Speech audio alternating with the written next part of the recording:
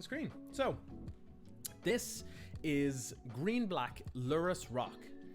So, if you don't know what a rock deck is, it was named after... Oh, I'm going to get this wrong. It was named after, like, Hermitage Druid, was that it? Something like that. It was named after a druid, anyway, that was deemed to be the rock in the deck, and some weird stuff. I can't remember exactly. But the point is, it's a green-black mid-range deck that kind of wants to, you know, one-for-one your opponent and that kind of thing. You know, just want to disrupt and remove things and then play big, good threats. Essentially is the entire premise behind the deck. Now, this one is quite affordable. This is 86 ticks on Magic Online, or $230, which, you know, might seem like a little bit much, but we are talking about Pioneer. This is basically the new Modern. So as far as things go, it's not actually all that bad. Now, what I'm going to do is I'm going to break this deck down into a couple of different bits, because there's sorry, voice went a bit weird there. Yeah, that's strange. So what I'm going to do is I'm going to break this down into a couple of different bits, because it is a little bit more than just disruption and threats. There's some synergies to it, and there's obviously a companion package, hence the name Lurrus Rock, so we'll get into that as well. So first of all, we will start off with our usual disruption. Okay, so we will bring that over to one side here. That is, first of all, our removal is 4 Fatal Push. That's our key removal. Destroy target creature if converted mana cost is 2 or less, and if one of your permanents had left the battlefield. Instead, this turn, you can destroy creature if it's got converted mana cost of 4 or less. Just a moment, Lan, can you close the window? Oh, yeah. Sorry, we just have a window open here, and there's trucks going past and people shouting, and it just sounds ridiculous. So I'm just going to close that over. Thank you very much. No problem. And like, there's never been any sound normally. Yeah, normally you wouldn't hear it, and normally there'd be nothing outside. It's only ever if I go live, it's like, and like roadworks and stuff, you know. Sporadic rounds. Yeah, occasionally people walking past like going crazy or whatever, but you know, nothing major. Also with our removal, we have 2 Abrupt Decay. Green-black instant can't be countered, which is very nice. Destroy target non-land permanent with converted mana cost 3 or less. Now, this can still be hit by an Ether Gust, but it's an Ether Gust or an Unsubstantiate. They're the only 2 cards in the entire format that will stop this from happening. So that's kind of nice. Sorry, there's also Spell Queller. Spell Queller will hit this as well, because it exiles a spell instead of countering it. Okay, so we also have 2 Deadweight in our removal package. Now, what I'm going to do is I'm just going to put this off to the side for a moment, and I've got good reason for this, and I'll get to it in a moment. But what we then have is, just get this out of the way, what we then have are our threats. So our threats, we start off with 2 Gnarlwood Dryad. So it's 1 green for a 1/1 Dryad Horror with Death Touch, and has Delirium. And it gets +2/+2 as long as there are 4 or more card types among cards in our graveyard. Which we can enable quite easily with a number of different things. Nate Fenley, how's it going, buddy? What's happening? Do you like the new haircut? We ended the hair last night. I can't tell how the back looks because, well, I haven't been able to look in the mirror yet, but I'm assuming it's alright. I'm assuming it's fine.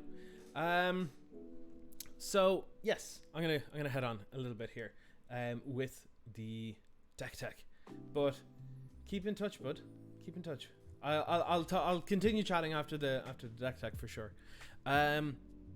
We also have that's our only 1-drop threat. No, we have a lot of 2-drop threats. One of our biggest and most threatening ones is Grimflayer. So black-green for a 2/2 human warrior with trample, and whenever it deals combat damage to a player, you look at the top 3 cards of your library, put any number of those into the graveyard, and the rest back on top of your library in any order.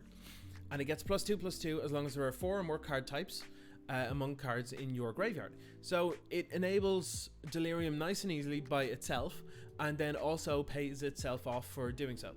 So it's very, very good. It's very powerful. It has seen play in Modern, still sees play in some decks, and it's very, very efficient. It basically becomes a 2-mana 4/4 with trample, with upside. We also have 3 Scavenging Ooze. This is kind of disruption as well. It's 2 mana 2/2, and you can pay a green to exile a card from a graveyard. If it was a creature card, you put a +1/+1 counter on it, and you gain a life. So it's a nice little bit of life gain. It's some graveyard hate, and it can turn itself into a pretty beefy threat. Then our card advantage suite kind of mostly consists creature-wise of Glintsleeve Siphoner. So we've seen this in Standard only a year or two ago. 2 mana, 2/1 human rogue with menace, and whenever it enters the battlefield or attacks, you get an energy. And at the beginning of your upkeep, you can pay 2 energy, and if you do, you draw a card and lose a life. So, old Glinty. So Glintsleeve Siphoner is kind of like, in a way, it's like Pioneer's answer to Dark Confidant, to Bob, and it's fine. It's pretty decent, to be honest. It's pretty decent. It doesn't really see play because usually in more expensive decks and stuff where they just stuff literally the best cards in the entire format right in, you don't need more card draw because every single card that you have is unbelievable in the first place. So yeah. And then we have a couple of one-offs here. We have a Scheffel, Bane of Monsters. This is a new one from Ikoria, Lair of Behemoths. It's 2 mana for a 1/3 human rogue with Death Touch. And at the beginning of your upkeep, if your opponents control no permanents with bounty counters on them, put a bounty counter on a creature or planeswalker an opponent controls. And then whenever a permanent an opponent controls with a bounty counter on it dies, you gain 3 life and you draw a card. So in creature-based matchups, this is phenomenal. Just, you play it, and then the next turn, you can put a bounty counter on something, you kill something with a bounty counter on it, you'll draw a card, gain 3 life. You're going to be way ahead if this remains unanswered for any decent period of time.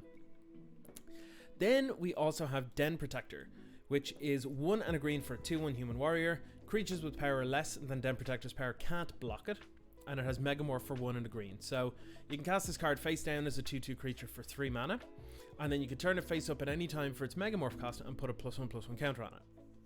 And when it's turned face up, you return target card from your graveyard to your hand. So this is a nice bit of recursion, so you can get something back and replay it. Say if your Scheffel was killed, you can go and play this face down, and then you can flip it up and get a counter on it, get that Scheffel back so that you can play it again. There's a couple of nice things you can do that way. Similarly, we have Brain Maggot. Brain Maggot, looking real gross here, is 1 and a black for a 1/1 insect. And it's also an enchantment, so it helps to enable Delirium a little quicker. But basically, when it enters the battlefield, target opponent reveals their hand, you choose a non-land card, and you exile it until Brain Maggot leaves the battlefield. So it's kind of like Kitesail Freebooter, if you remember that from Standard Past. And it's pretty decent. It's essentially a Thoughtseize on a stick. Now, if they kill the Brain Maggot, they will get the card back, but it's the fact that it can disrupt your opponent. You get to look at their hand, you get to take something temporarily.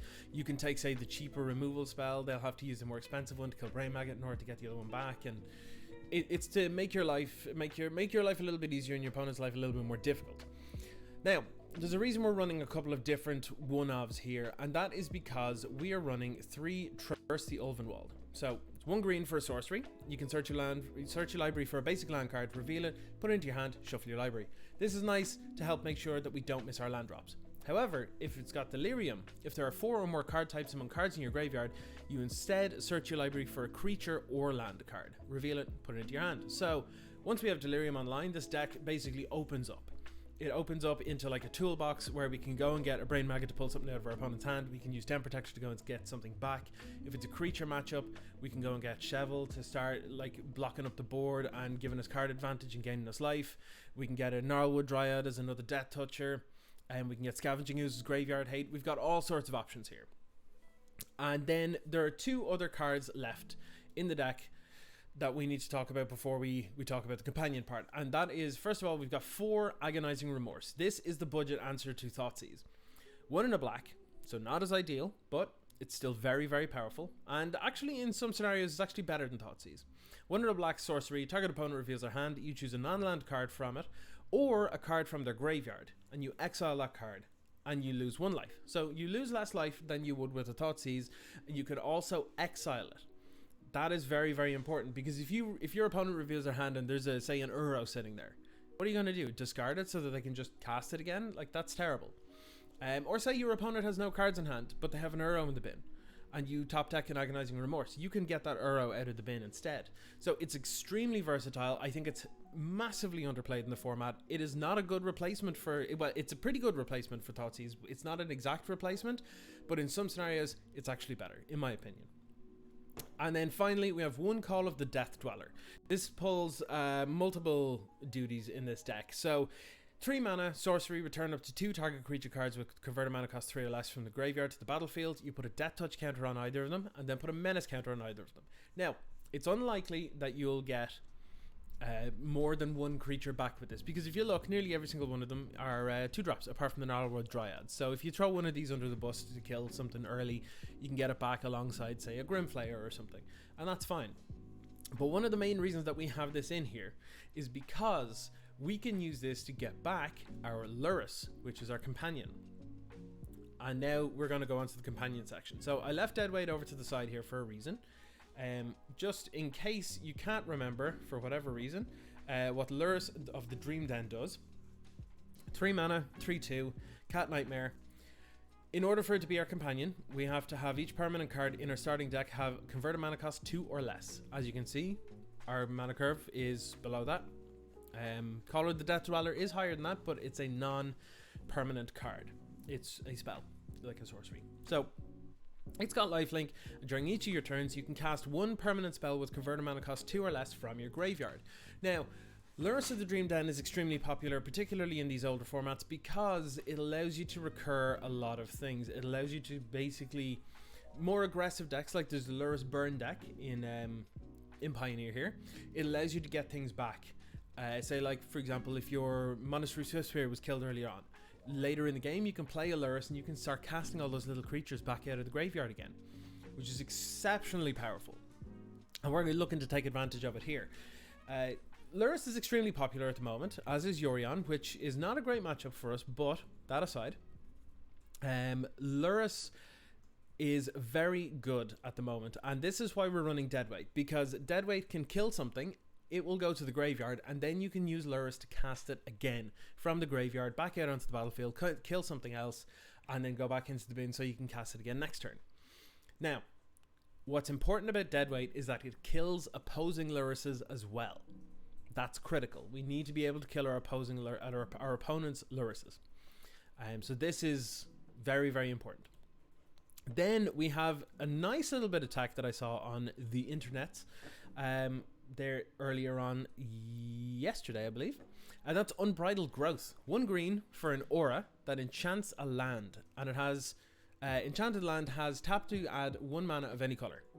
Or you can sacrifice it to draw a card. So what you can do is you can cast this, you can sacrifice it, draw a card, it goes into the graveyard. With Lurrus out, you can then cast it from your graveyard again and sacrifice it to draw another card. So with one of these in the bin and a Lurrus out, you will be drawing an additional card every single turn. And when the cards are as good as the ones that we're running, that's exceptionally potent. And then finally, we have 2 Soulguard Lantern in the main deck. Now, the reason we have these in the main deck is twofold. First of all, it's an additional 2 copies of something that we can sacrifice to draw a card, but it's also main deck graveyard hate that we can use to target our opposing Lurrus opponents' graveyards to get stuff out of there. So it'll turn off Delirium for our Sultai Delirium opponents. It will exile the graveyard so that we can't lose to, say, our opposing burn opponent getting back their creatures and that kind of thing. So there's a lot of play to this, an absolute lot of play to this. And then in the sideboard we have a couple of interesting choices, and I'll run through those very quickly. We've 3 Damping Sphere to be able to deal with decks like Lotus Breach. We have our Lurrus over here. We have, can we set that as companion? Is that, how do you set that as companion? I don't know. We have Hope of Girapur, which is 1 for a 1/1 with flying, and you can sacrifice Hope of Girapur for until your next turn. Target player who was dealt combat damage by Hope of Girapur this turn can't cast non-creature spells. So with the Lurrus, you can cast Hope of Girapur, you can attack with it the next turn, you can sacrifice it, your opponent now can't cast non-creature spells until your next turn. Then you can just cast it out of your graveyard immediately, and then the following turn you just attack again. So there's very little opportunity for your opponent to cast non-creature spells once you have that loop going. We've 1 costed Caterpillar. It's 1 green for a 1/1, and you can pay 2 and sacrifice it to destroy target artifact or enchantment. It goes into the graveyard, you can cast it again with Lurrus. It's why we're using it. You can also tutor it up with Traverse the Ulvenwald, which is quite nice. We've another Deadweight in here for any small aggressive matchups. We've got 4 duress to be able to take out things from our opposing control opponent's hands or combo opponent's hands. We have 1 Noxious Grasp to be able to kill stuff like Yorion or Deferi and that kind of thing. We have 2 Lost Legacy to be able to pull out cards if the art would show up. There we go. 2 Lost Legacy to be able to deal with anything particularly problematic that we can just pull out of our opponent's deck and just not have to worry about it. And then finally we have 1 Extinction Event, which is quite nice against the Lurrus decks because they'll either have things that are 1 or 2 mana, so you'll be able to get a decent cut with them, but also against the likes of the Gyruda decks and stuff as well that do show up on occasion. This will allow you to take care of a lot of things out of it. So there are some pretty sweet things that we can do with this deck, and I'm really looking forward to playing around with it. So let me have a look. Oops, I hit the wrong thing. Alright, so without further ado, let's jump in and play a game or two, shall we? So, Pioneer. I haven't played Pioneer in a while, quite a while to be honest. I need to get some more reps in. Let's go join. All right. So yeah, I think Leon did a pretty good job in the old haircut. Now I have to say, it's pretty good. Just over here working away.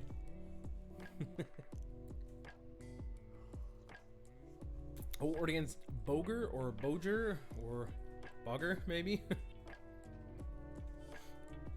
I won the die roll. Yeah, I want to go first. Heck yeah. I want to choose Lurrus as my companion. And they have revealed Obosh. Alright.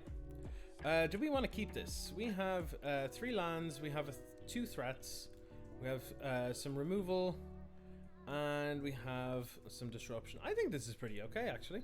I'll keep this.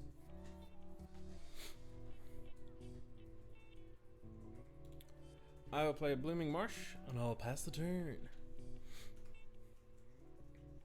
Now, I'm wondering what our opponent is on. If it's Obosh, it's likely to be like... Yeah, I was going to say, it's likely to be like Gruul or Gruul Stompy or something. Llanowar Elves. Okay, well, I'm pretty sure I'm going to smack that with a Deadweight. Because if we don't, it means they're going to untap, play a land, and then we are facing a 3-drop. Which is not going to be ideal. So...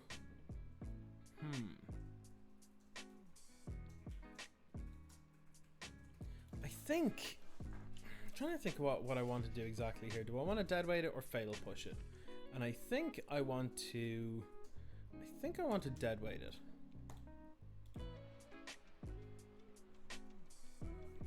I really like Deadweight. I used to play it a lot in Mono Black Control in Pauper before we had better options like Defile. It's quite a nice thing. Another Llanowar Elves. Yes, that's fine.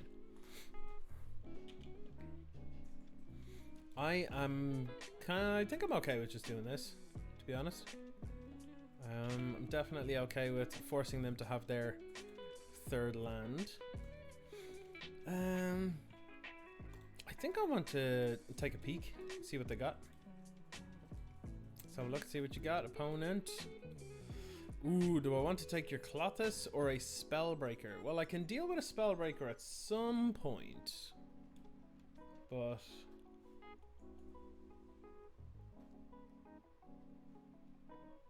I can take care of the Clothis now, I think. So let's go with that. Yeah, that seems okay. Sorry, suppose I haven't been able to watch the stream at all. It's because it's been lagged out. I've been lagged out? I've been lagged out? Oh no.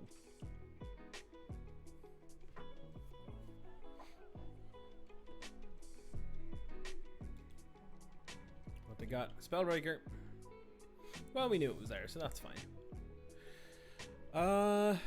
Next turn, we could actually just play Lurrus and Deadweight that. It doesn't kill it, but it's fine, right? Or do I just play out the 2 of these? I think I play out the 2 of those. Yeah, that seems like a reasonable line, I think. Boop boop, boop boop boop. And then yeah, I'm good to pass it over.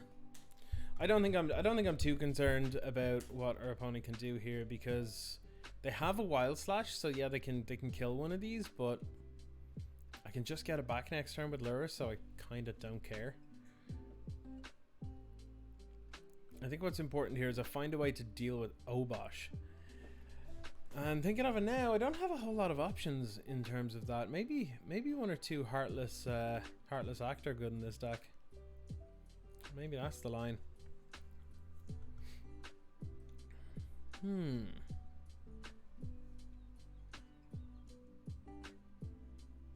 I wonder.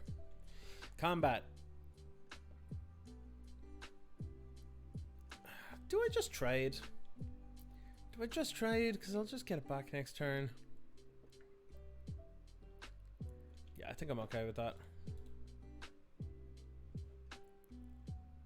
Actually, no. I think I'd rather keep it around. Yeah, I think I'd rather keep it around. Because I can attack in, I can play Lurrus, I can, you know, deadweight this, or I can attack with Grim Player to get more options first. Kind of like that idea. Okay, so they have 1 card left in hand. And they've shown the forest. They haven't shown the mountain. It's just a mountain then. They just have a mountain? That's okay. I'm okay with that. Oh, I'm not okay with another Overgrown Tomb, but hey, let's see what we do. Get in there, Grimflayer. It's trample, so if they want to do anything with it, that's okay. All right, let's look and see what we want to do. We want to put anything back on top? I don't think I want any of the. I'm gonna put this in the graveyard. Put this in the graveyard. Do I want Scheffel on top, or do I want it in the graveyard? I'm gonna put it in the. Well, I was thinking I could put it in the graveyard, but I think I'm actually gonna leave it on top. Yeah, I'm gonna leave that on top. I'm gonna put this on, and then what I'm gonna do is I'm going to pay. Am I gonna pay for this? I don't think so. I think I can just deadweight the Mystic. I think I'm okay with just deadweighting the. Well, no, that means I'll take a metric butt ton from this.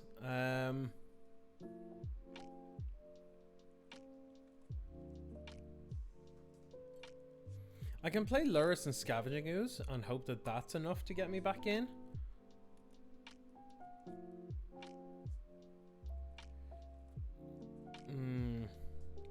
This is an awkward one. I think I'm going to pay the 2 here anyway. And I think that's going to have me priced into...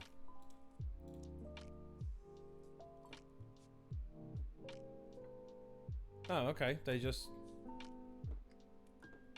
decided to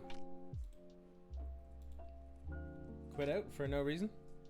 The chat, I just noticed, they did say in the chat there, they had sent one message and it said, come on. So they're obviously just very impatient. But that's okay. I mean, you know, if you want to be impatient, you can be a jerk on the internet if you want. No one's gonna stop you. Still means you're a jerk though. Yes, I'd like to play first, and I want to reveal Lurrus as my companion. We're against Neutralizer. We have a very disruptive hand. This is either going to be fantastic or terrible. So let's keep it and find out. Oh, this is going to be bad. I've got a weird feeling that this is just going to be bad.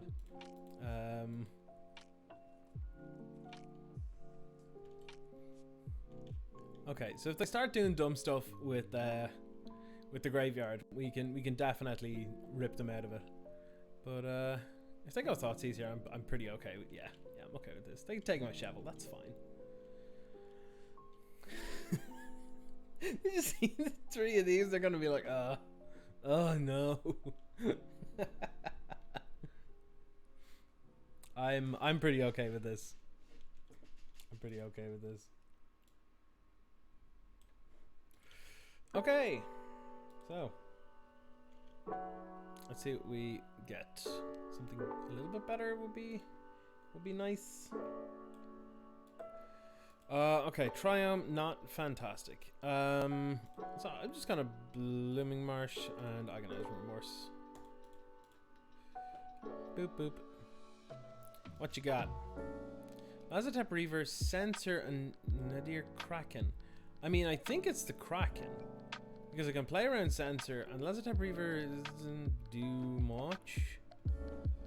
But this will just get out of hand if I don't deal with it. So well, actually no. I could have. Yeah, okay, no, that was a mistake on my part. I should have taken the Lazotep Reaver because they can't play. They can't play it next turn. Whereas if they get a land, if they play a land here, they can play Lazotep Reaver, which I would say they should do because a Soul Diviner. Yeah, sure, that's fine. That's a weird one. Remove a counter from an artifact, creature, land, or planeswalker you control to draw a card. Okay. Okay.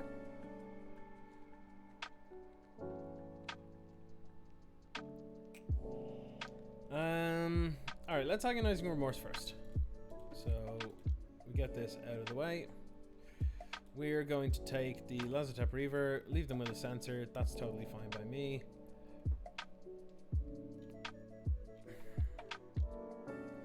Honestly, I think I'm good to play the Forest here because they don't seem to be particularly graveyard based here. So I can crack this and draw a card on end step. I think probably the way to go with this.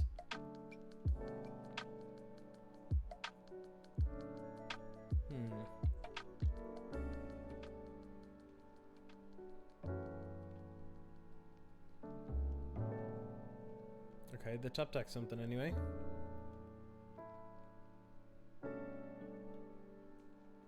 Murderous Rider.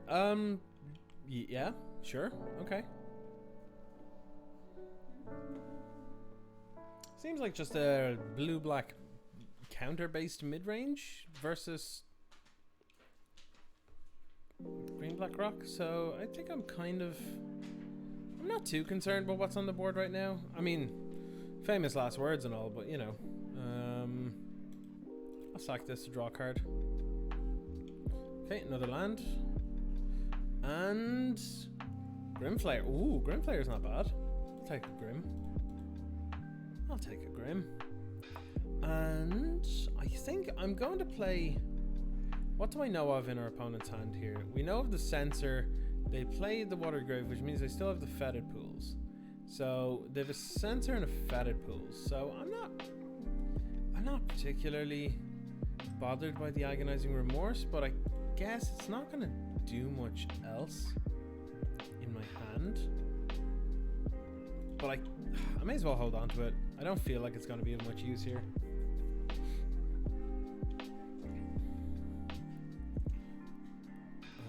I could potentially actually trick our opponent next turn. Crypt Breaker. Right, they're zombies. They're blue-black zombie counters? I don't understand. Okay, draw a card, lose life. That's fine by me.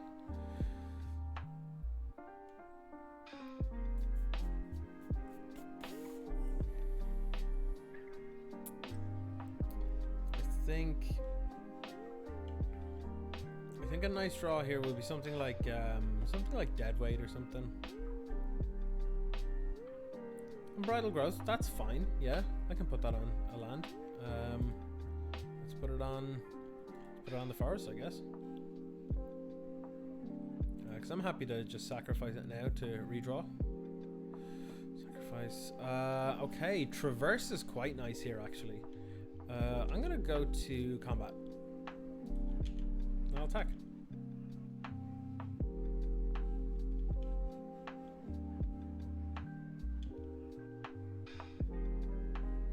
What do I want on top? Okay, I think I'm happy to keep Gnarlwood Dryad on top. Glintstleaf Siphoner, Clean Sleeve Siphoner might be okay. Abrupt Decay is pretty good. I'm going to put Siphoner in the bin. And then I'm going to put Dryad in the bin as well, actually, now that I think of it. I'm going to just put Abrupt Decay on top. And then...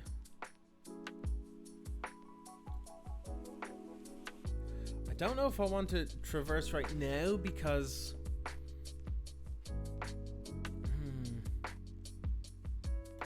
I think I'm going to play the Triumph here. Play the Triumph tapped. Agonizing Remorse our opponent so that it can't get censored.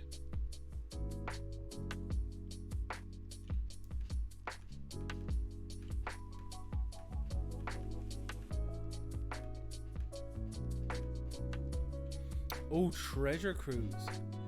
They're quite far off of it though. 1, 2, 3, 4, 5. I think I'm gonna take it anyway because I can play around the sensor. Not a big deal.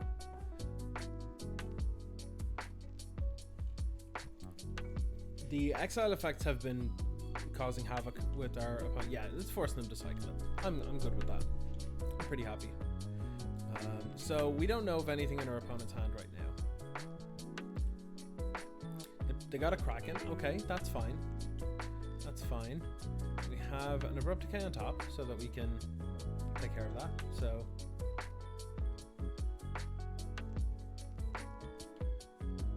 clever plays by our opponent here. So that will allow them to pay 1 for the Kraken. Yeah. So we have 2 prime targets here actually to take care of. We have to take care of the Kraken ASAP and then the Crypt Breaker ASAP. So okay. Well, first of all, we can Abrupt Decay this because we know we have to. So that's fine. I'm going to then traverse. And what are we going to get? What are we going to get? What are our options here? Sorry, I'm just going to shrink this so I can look at what the board state is like. So I have 2 mana open. I think I'm pretty happy to get like maybe another Grimflayer. Another Grimflayer makes it very hard for our opponent to attack. Den Protector would be able to get something back, but honestly, I think I'm fine with just having Lurrus to do that. Brain Maggot, I don't think they have much, so I don't think it's worth it. I think I'm just going to get a Grimflayer and just play Grimflayer.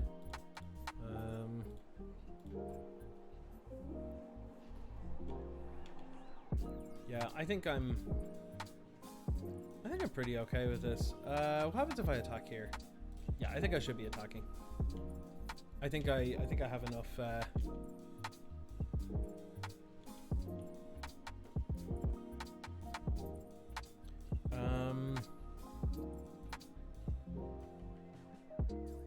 Hold on, I'm gonna put the forest in the graveyard because I don't need it. Do I need a fatal push right now? I don't think I do. I think I'm okay with binning a fatal push. Or am I? Let me think. Next turn I can go Lurrus, play a Gnarlwood Dryad, then fatal push. Yeah, so I'm going to put the Dryad in the bin. I'm going to leave the fatal push on top. Put that on top. And then I think we're pretty good at this point.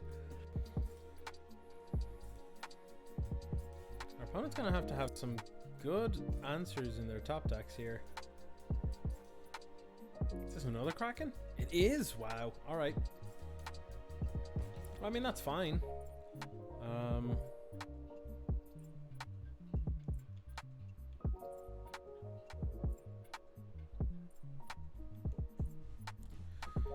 Sure. Okay, they're down to 5. So, like, we're not under a huge threat here.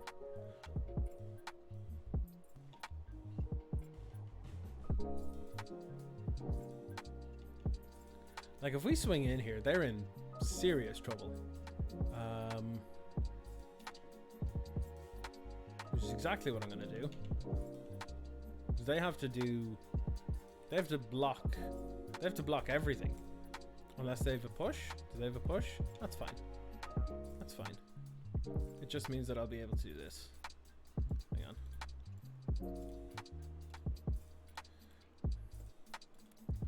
because something left this turn means I'll be able to kill their Kraken. Means that they have to take a minimum of 2 here.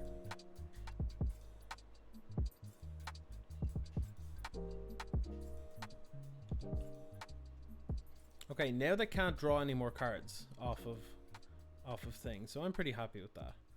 I'm gonna put that in the bin, put that in the bin, put that in the bin, and then I'm going to play Lurrus. Colorless, play Lurrus, play Gnarlwood Dryad, which is a 3/3 Death Touch for 1 mana, which feels insanely good. Yeah, this feels pretty good. This feels pretty good. Our opponent has to kind of have a lot of answers right now. Because this Lurrus is just going to get out of control. Next turn, I think I'm going to bring back a Scavenging Ooze, eat their bin, gain a bunch of life and grow a big creature. Like, don't think I'm too concerned. Like, Murderous Rider has lifelink, but like, I don't think that's enough for me to care.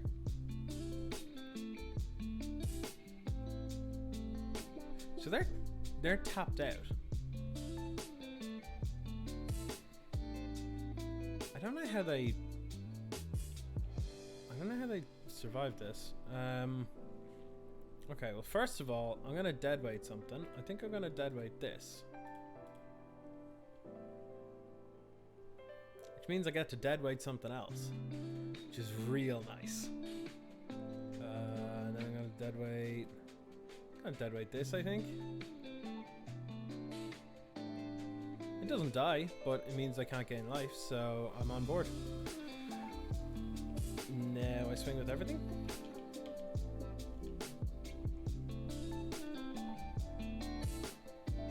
They have to chump and then block with at least 2 things.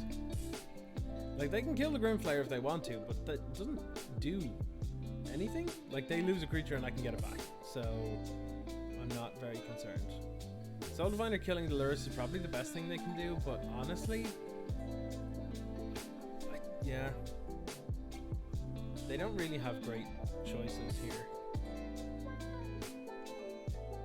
Given the choice between a Soul Diviner and a Tentacle, I think I'm going to take a Soul Diviner.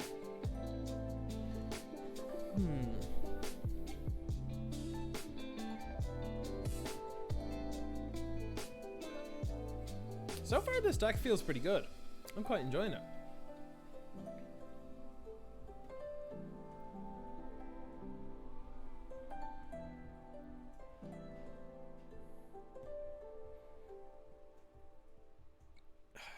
Opponent that has trample, you'll have to block with everything there. Our opponent's going to be left with like nothing on board, so I'm okay with this. Our opponent's going to have a Tentacle.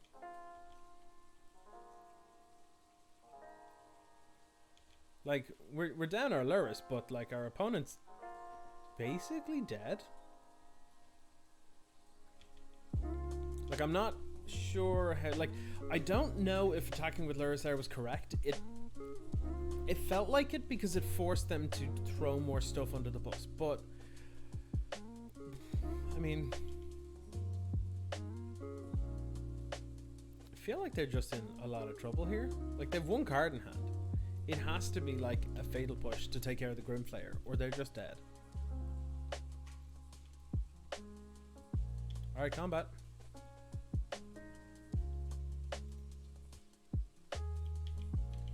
Got Neutralizer. Take him out. Hopefully. Yeah, feels like a fatal push.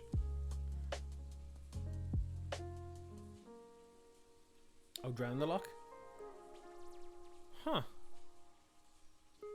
Return your Hack on non-land permanent to its owner's hand. That player discards a card if you control a zombie. Oh, sure. Yeah, okay. That just leaves them with no creatures on board and no cards in hand and no way of dealing with anything. Yeah, we have them on the ropes. I'm pretty comfortable with this. I'm pretty comfy with this. I'm okay with leaving the Overground Tomb in hand because if they draw something to use for like hand disruption or something. I'd rather them use the mana than not use it, and also because everything in our deck is CMC 2 or less, I'm okay with not playing more lands right now. So create 2 tokens that are copies of Jace. Sure, yeah, that's not gonna save you, but okay. So this one, +1 is whenever one or more creatures you control deal combat damage to a player, draw a card, then discard a card. -2 is create a 2/2 blue illusion creature token with whenever this creature becomes the target of a spell, sacrifice it. And then -5 is create 2 tokens that are copies of Jace, Cunning Castaway, except they're not legendary. Gruesome Menagerie, interesting. So choose a creature card with converted mana cost 1 in your graveyard, then do the same with creature cards with converted mana cost 2 and 3, and return those to the battlefield. Alright, that's kind of cool actually. I kind of like that.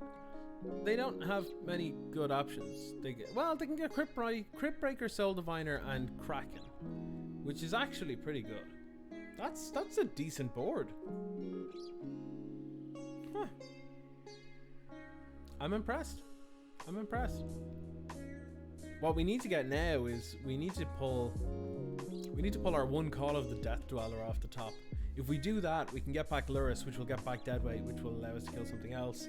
Or what else can we get back? Get back Glintsleeve Siphoner to draw more cards, maybe. And we don't have any energy currently, so it'll be running on empty for a little bit, which wouldn't be ideal, but we'll see. Unbridled Growth is a redraw, which is kind of nice, so let's put it on here. I'm gonna sack it to draw a card. Ooh, okay. Yeah. Alright, well, you know what? Let's attack them. If they survive at 1 life, I'm gonna be sad. I'm gonna be sad. If they want to double block this, that's fine. Fine by me. They'll both die.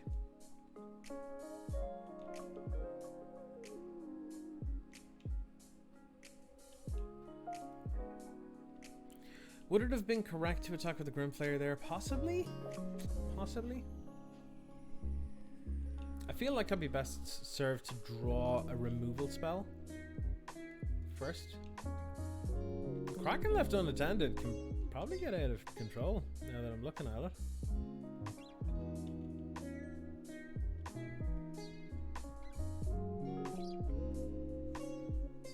Fatal Push. Yeah, there we go. That'll do it.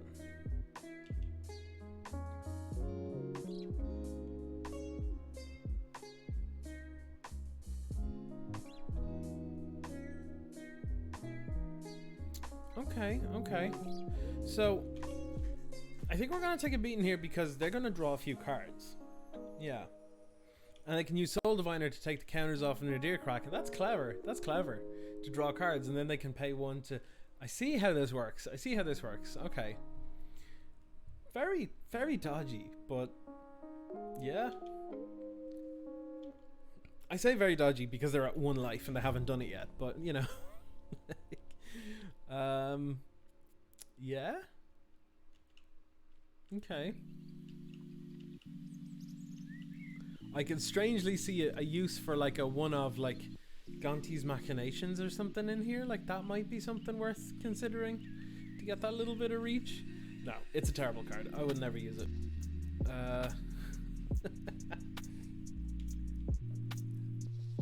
They're getting there. They're slowly but surely getting there.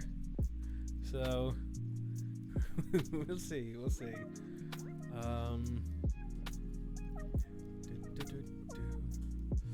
All right.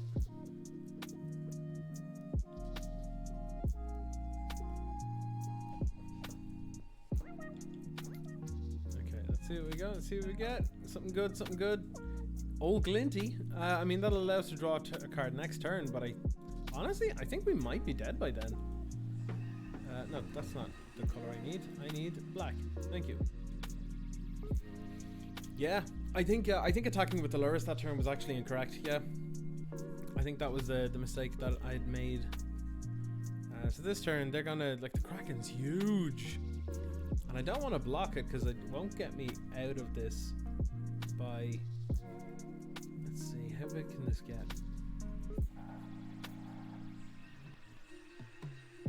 Okay, yeah, no, we're not going to survive through this. We're relying on top decks where we needed the Lurrus. We needed the Lurrus, basically. Okay, so I would not be surprised to see our opponent bring in some form of graveyard hate. So Caustic Caterpillar would not be a terrible include.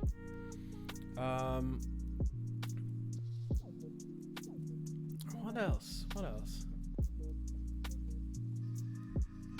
Trying to think back. Would Extinction event do anything there? I don't think it would. They do have a bit of recursion, but it's not major.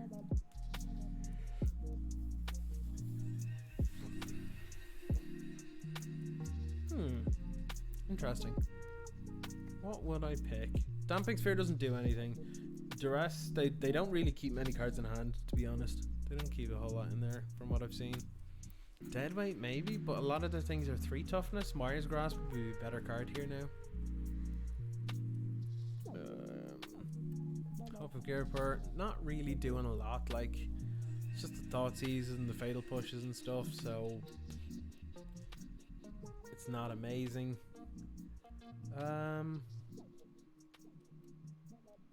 Maybe I'll just pull in Extinction Event. I'll be able to snag like 1 or 2 creatures or something, maybe.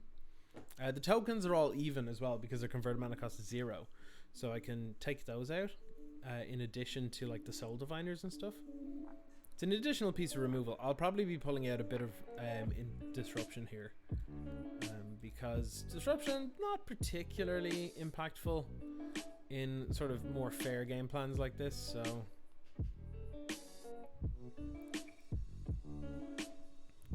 I think this is just kind of fine. Yeah. Take out 2 Agonizing Remorse, bring in a Caustic Caterpillar and an Extinction Event. It's weird. I haven't played a whole lot of either black or green in Pioneer, so when it comes to the sideboard, I'm not massively I'm not massively up on what options there are. This seems fine. I'll keep this. Again, we have threats, we have disruption, we have removal. It's all looking pretty good, actually. Honestly, I might go with I might actually go with Gnarlwood Dryad first. Soulguard Lantern is not particularly impactful, so we'll just ship the turn.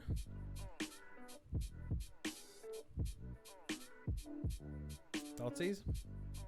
Feels like a Thoughtseize. Yep.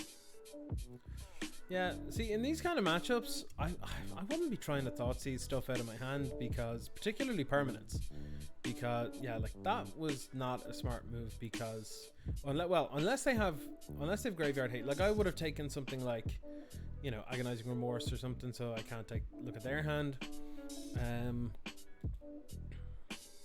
Like, I can get this back with Lurrus later, so I kind of don't really care.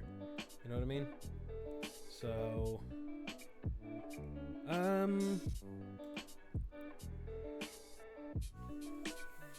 guess I'll just,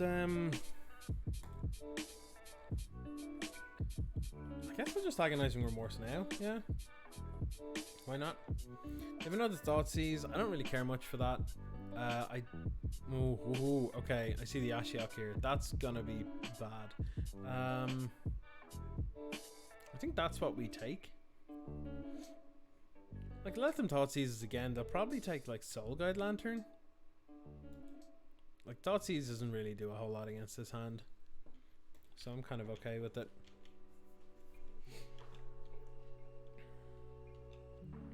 Then I'm going to pass the turn.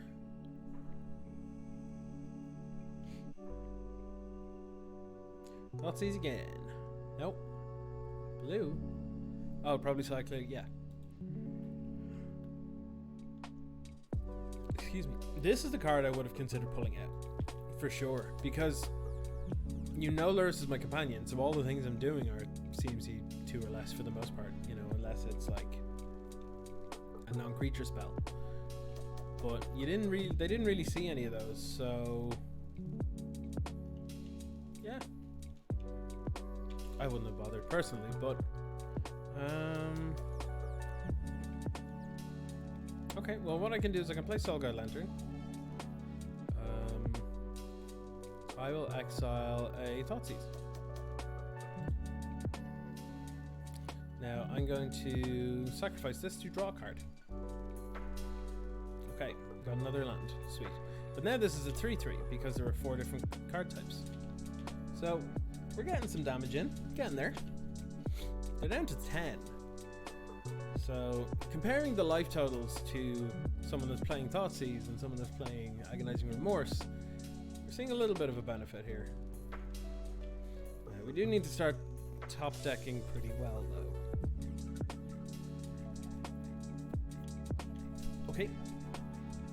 End step. Sure. Something good. Deadweight is real good actually. Yeah, I think I just deadweight this. Let's go to combat. Boop. Gonna boop you with my poison tree friend.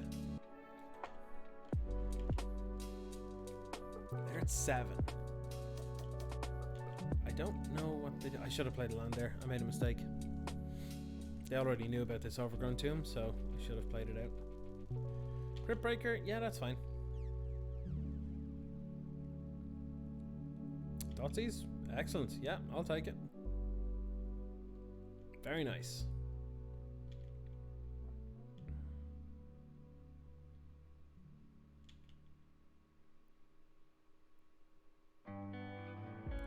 Oh, that's nice. That's very nice. I'm gonna cast it on this. Yeah, combat. Boop. They're gonna want to block very, very soon. I'm gonna play this. I'm not gonna pay the 2 life. I'm gonna pass turn.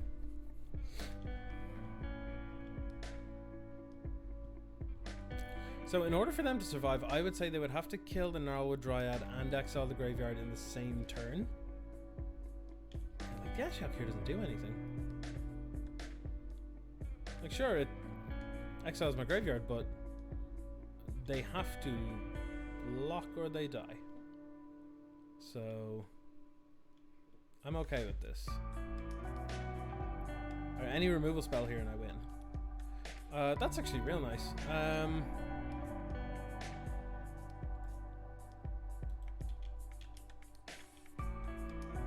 I know it shrinks the Dryads, but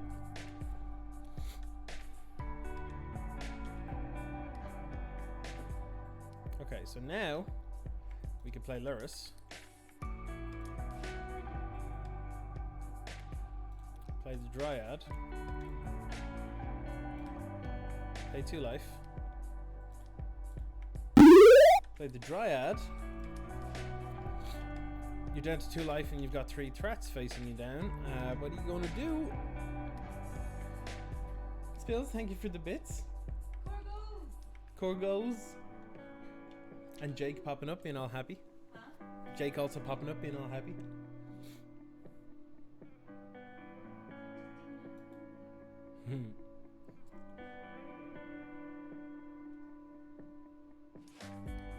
Corgis are very cute.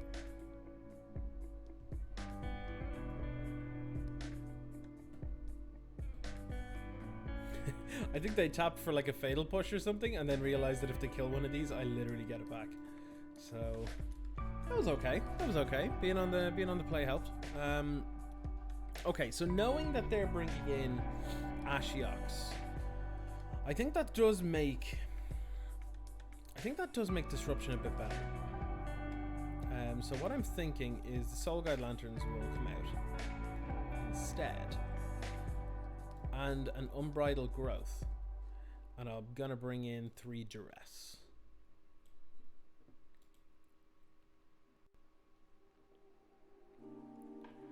And I think the Brain Maggot dies too easily, so I'm going to take that out and swap it with an Agonizing Remorse, get that back in.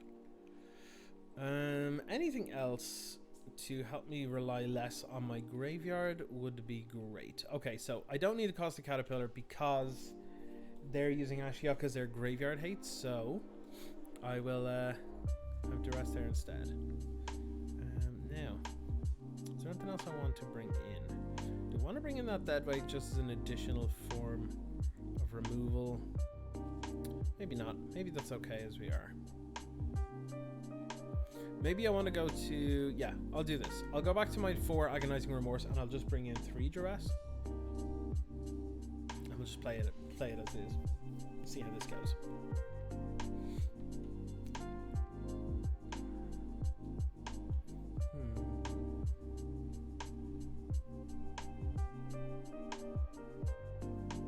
Choose up to 1 companion. Yeah, I'll take this. Okay, so let's do a quick assessment of the hand here. So we can get a redraw pretty much straight away if we want to, which is quite nice. We've 2 Glint Sleep Siphoners, so that if they thought seize us, we'll still have 1, so that's pretty nice. We've a way to kill early stuff. Yeah, I'm pretty happy with this actually. I know that we don't have black that doesn't hurt us, but I think I can live with that because I'm not shocking myself every time I thought seize. So yeah, I'm pretty okay with this.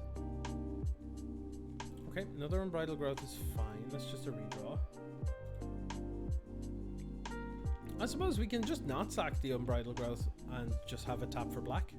So yeah, that's actually perfectly fine too.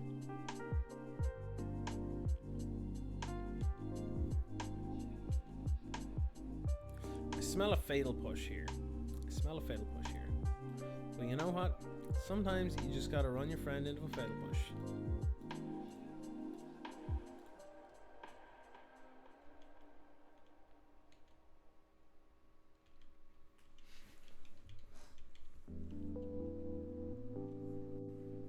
Are they just gonna slam an Ashiok and just hope that's enough? Oh, Jace? Sure, yeah, that's fine.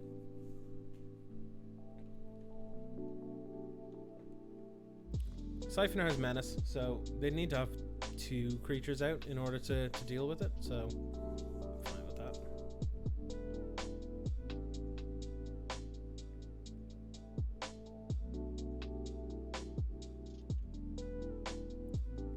They want to make an illusion? Sure. That I can allow, that's fine.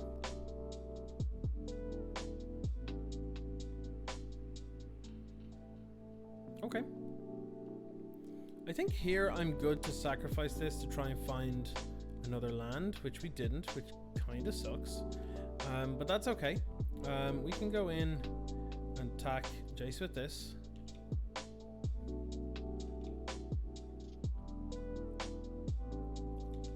Sure thing, sure thing. I think what I want to do is I want to Unbridled Growth on this. Unbridled Growth on this and just pass turn with a Fatal Push up, I think, because they played that illusion for a reason and it makes me feel like they're gonna have like another Jace maybe. Yeah, thought so. Yeah, so when they tick up here, yeah, draw and discard, so I can push this now if I want to, which means that they don't get the selection they want.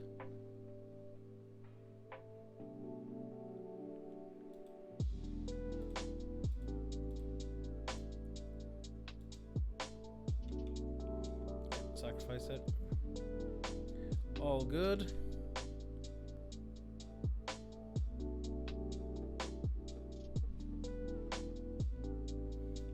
And I don't have to sacrifice this just yet, so that's fine. I'm going to pay the 2. Yep. All right. So here is where I'm going to sacrifice it to hopefully get another land. And there we go. Let's dress our opponent.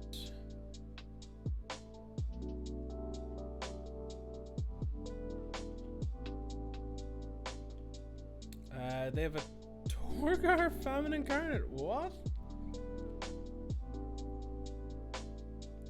As an additional cost to cast the spell, you may sacrifice any number of creatures. This spell costs 2 less to cast for each creature sacrificed this way. When it enters the battlefield, one target player's life total becomes half their starting life total rounded down. Okay, sure. That's a bizarre card to be running. All right. So I'm going to pay 2 on this. I'm going to get another Siphoner. And then I'll attack with this one. at Jace, because that means I'll be able to draw another card this turn. Now we've got an energy from this entering the battlefield and an energy from this attacking. So kind of just good, right? Like, our opponent has Torgar, which, like, sure, they can kill Jace and make an illusion, and then make it so that this costs 6.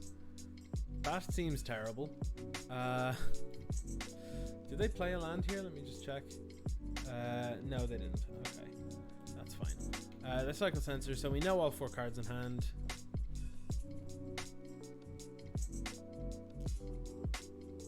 Okay, they played a swamp, so we get rid of that. Scrabbling Claws, that's A-okay. Yep.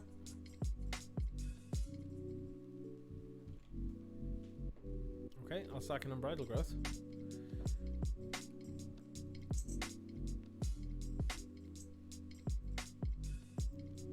And then they make an illusion, which doesn't seem very good, because I don't understand. Like, what's the... I don't know. I'm going to... Oh, thank you. Making tea? Very nice.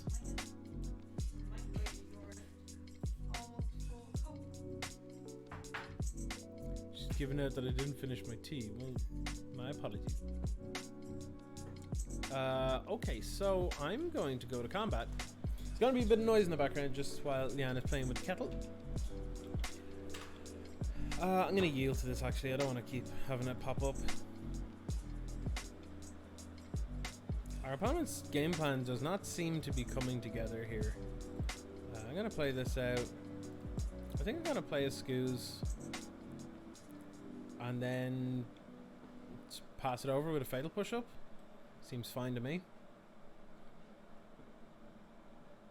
This deck feels pretty good. Not gonna lie. Feels pretty good. I'll get rid of the Fatal Push, because we're probably going to cast one this turn, which means that we'll have an instant back in the graveyard, which means there will only be 1 card off of Delirium, which is okay. Especially if they just, you know, kill a creature here. Be pretty fine.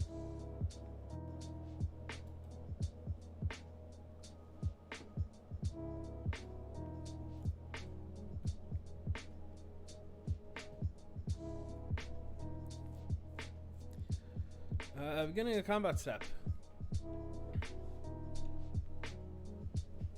Yeah, so I'm going to take this opportunity to kill this, because I don't want them casting Torgar. I feel like them casting Torgar would imply that they're doing pretty well. So if they just play a land this turn, like, they could have just played a land, sacrificed the illusion and play Torgar, but yeah, like, that probably seems to them like it's pretty safe to put that out. So they play the Watery Grave there. So I'm pretty sure we've got this in the bag. It would take a massive boo-boo for us to screw this up, I think. But I'm definitely capable of that, so we'll see. I think I'm gonna deadweight this.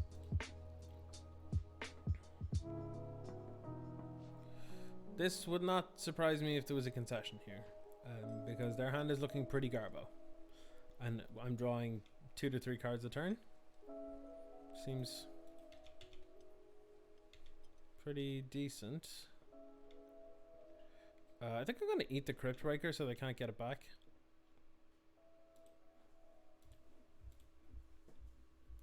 Then I'm going to play Grimflayer, and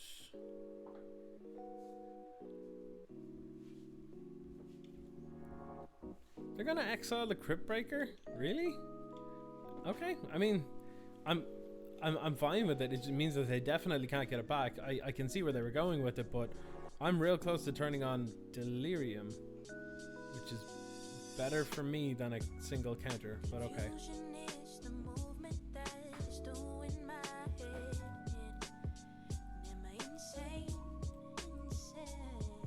play this out. And yeah, that's feels like I like they're gonna have to untap and like slam a board wipe and then a threat as well, like.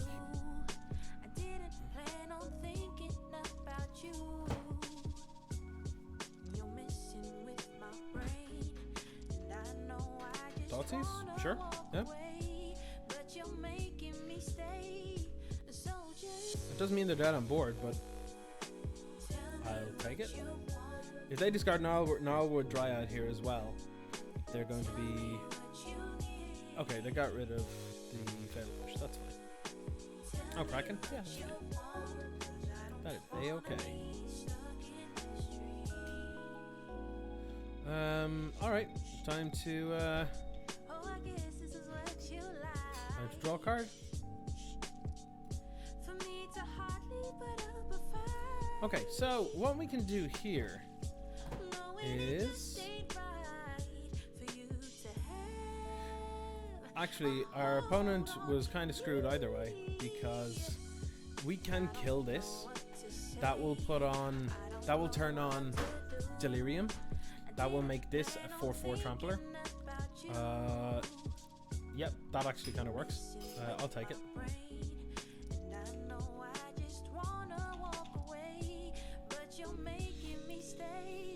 So now they have to chump block with a Grimflayer.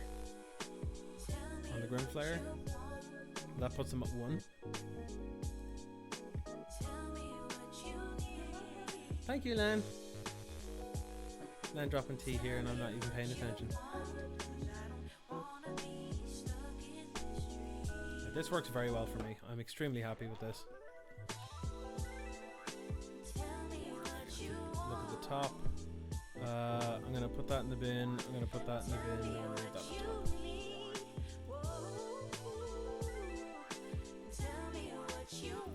I'm going to eat the Kraken as well. Make sure that they can't do anything with that. And then I'm going to play another threat. Just to further hammer home how dead our opponent is. They could untap and drop a Ritual of Sutton and we're dead. Actually, no, we're not dead. But our opponent's probably not going to have that here. It's not very likely, I don't think. Yeah, we got there. Nice. Nice. Good one. Good one. Alright, so let's try another one. Definitely got the time for it.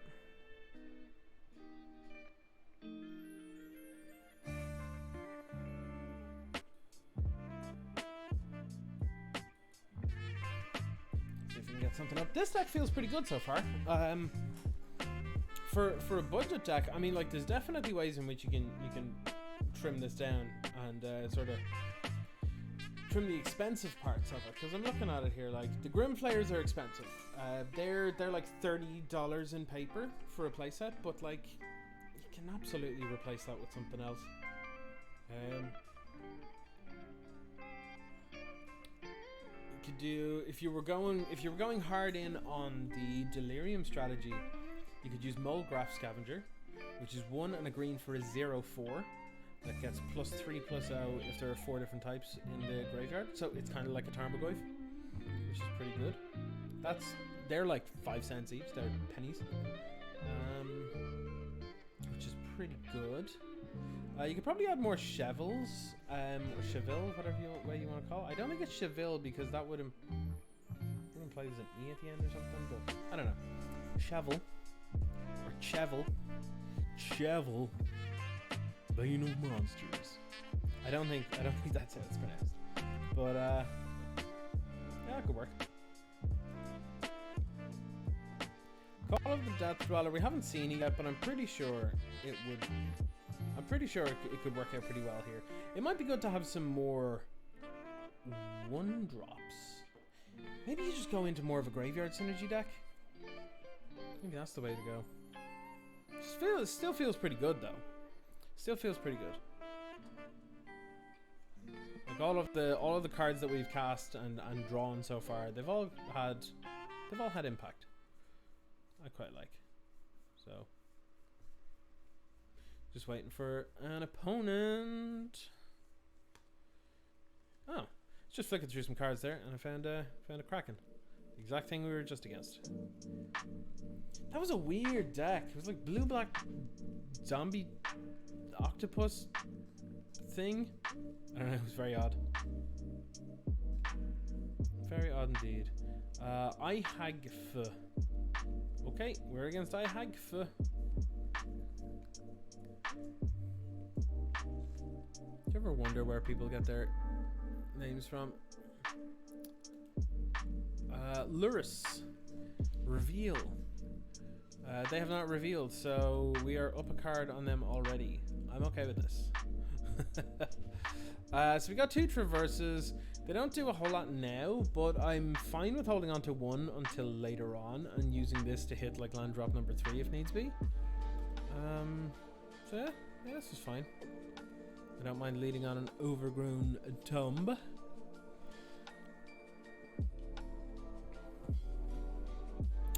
Venture deeper, targeting themselves.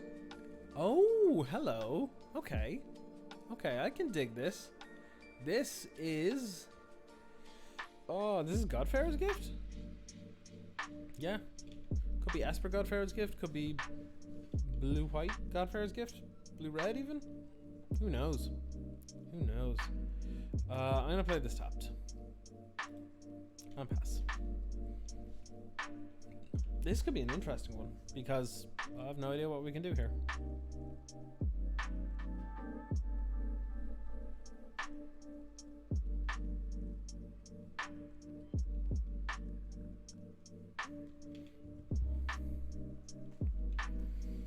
Okie dokie.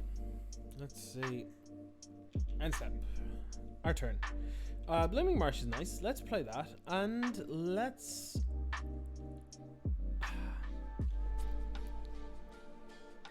I think... What could our opponent play that would be... On turn 3, that would be better. My concern is having something happen to this Scavenging Ooze before it gets used. So I think it's safer to lead with Agonizing Remorse, but it's also not as fun as going Scavenging Ooze. Your game plan's ruined. Here you go. Pass the turn. So maybe I'll risk it. Let's go. Deal with my scoos or you can't win, I guess. Sort of.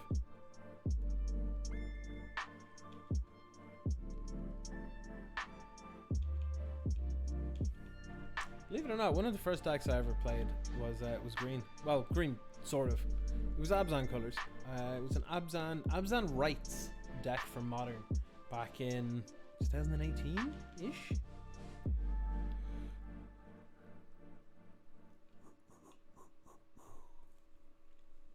It was good fun. It had scoos in it. Yeah, it's Godfarer's Gift for sure. Angel of Invention. It's a pretty good one to get back. I have no problem spending my turn. I have no problem spending my turn just eating the graveyard. I'm very okay with that.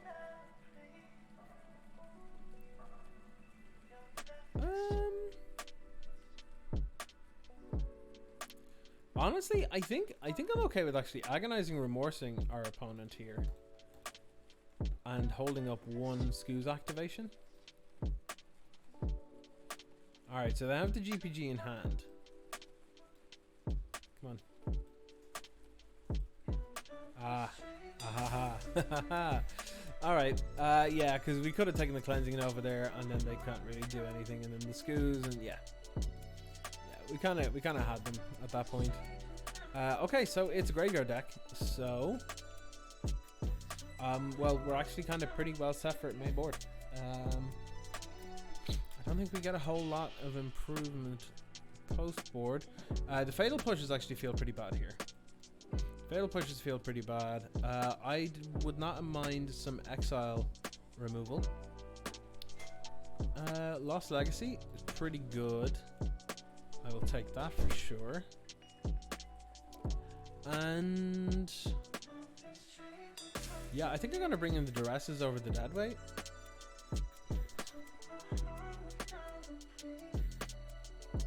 Maybe 3 dresses over the dead weight. That seem right? 6 out, 6 in. Damping Sphere doesn't really do much. Noxious Grasp kills like big things, I suppose. May as well have some removal, right? Yeah, maybe I don't need that many duress then. Cost the Caterpillar, I suppose. If they get a GPG out, I can just blow it up. That feels pretty okay. What would I take out in replacement of that? Probably Abrupt Decay. Abrupt Decay doesn't seem very useful here. Because they're running white, I'm likely to think that they're running Refurbish, which is 3 and a white sorcery, return target artifact from your graveyard to your hand or to the battlefield, and they're running things like Murfolk Secret Keeper, Venture Deeper to mill themselves over, and also Champion of Wits to draw and discard cards. So it would not surprise me to see them on that plan, which is why I'm bringing Duress in the first place. So yeah, I think this is pretty good. This is pretty okay. Our curve is going up very slightly, but only in non-creature spells and only a couple, so yeah, it's fine. This hand is unkeepable though. Absolutely unusable. This is better, and I think I could ship a forest back.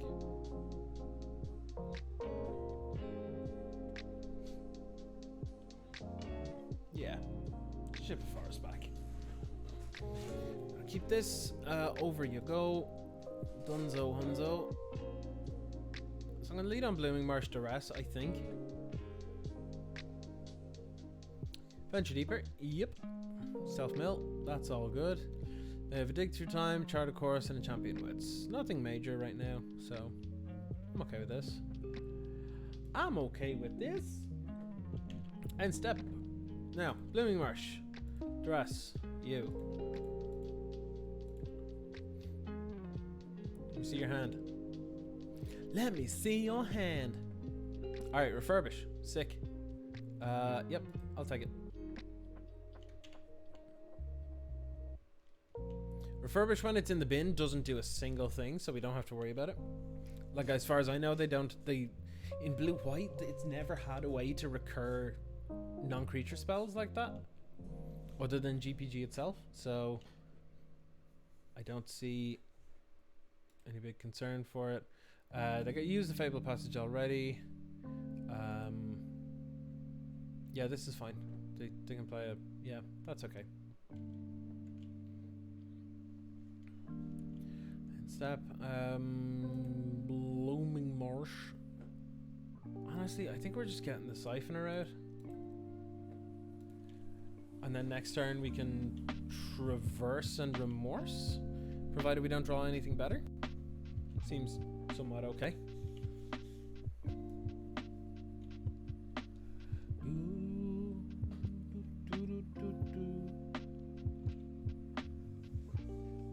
Ship it on over. Chart of Course. Yep, that's fine. They pitched the Angel of Invention, so we don't really know anything in their hand right now, which is fine, because we're about to. So it's okay.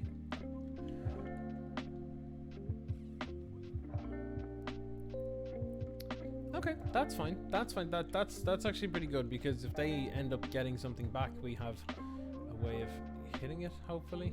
Wait, no, how does I'm thinking now, does GPG not work with this because it turns something black? I have to remorse them again. Let's have a look at your hand again. See what you got. Another Refurbish. Yeah, I'll get rid of that. That's okay with me.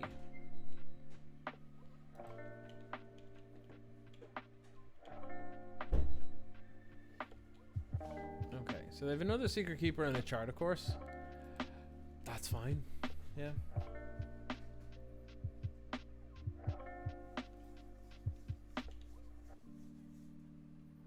Our opponent trying to block our creature that has menace. So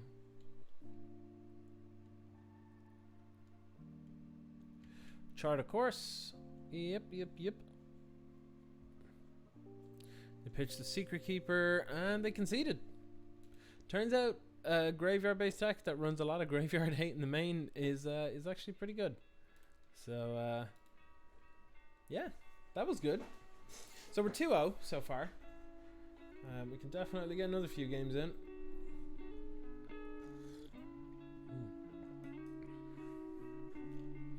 Would I like to play first? Oh, you betcha.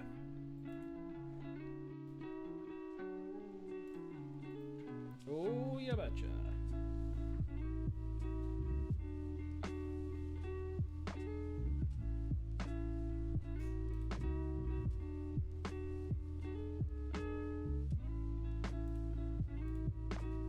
I'm gonna reveal Lurrus. Bear with me 2 seconds.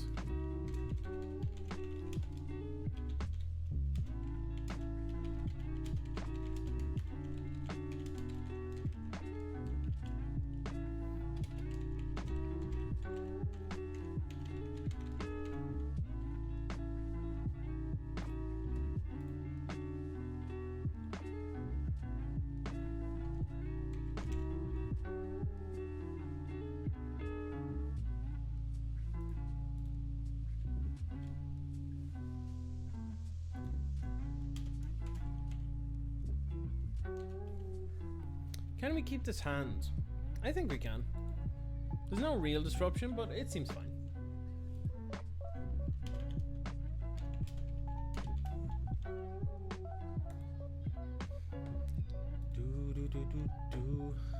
Okay, our opponent has Giganta. So that could be one of two decks that immediately off the top of my head. It could be Izzet Soul, because Izzet Soul has no double pips in any card in pretty much the entire thing. So it's pretty much a free include. Or it could be 5-color Niv. If it's 5-color Niv, we're probably going to have a hard time because they just have better long game than we do. But we'll see how they do. I think Niv is currently better than Izzet Soul in general, so. But in Soul is one of those decks that as long as you're good with it, it kind of doesn't matter. I feel a Thoughtseize coming on. Oh, Gilded Goose, yeah. So this is 5-color Niv. We may be in trouble. We may be in trouble.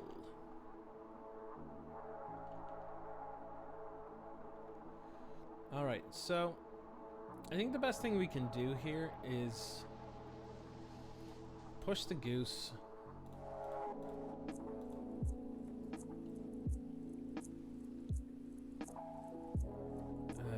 Play a Forest, play a Soulguard Lantern, and then just pass the turn.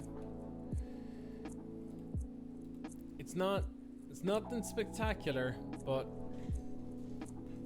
it stops us from getting like turn 3 to fairy or turn 2 to ferried and stuff. So like, yeah, I can live with it.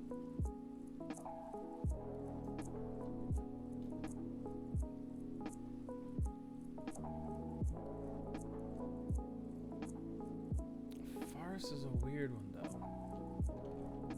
because it's not the Niv decks in Pioneer don't run many basics, so it's a bit strange to see. Run out Glint Sleeve here, I think.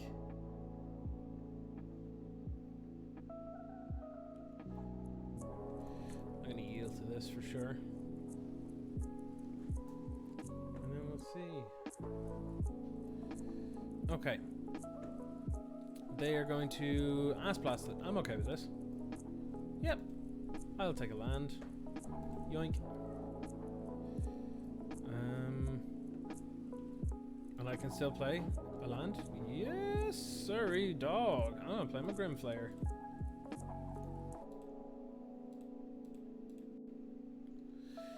Feels good, man. That felt pretty good. Our opponent probably regretted that. They could have done that on end step and would have had the same effect, and I wouldn't have been able to play Grimflayer, but instead they didn't do that. Oh, this could just be Sultai Delirium as well. If it is, the Soulguard Lantern's pretty good, actually. Yeah, this feels like Sultai Delirium. This abrupt decay is going to be beautiful here.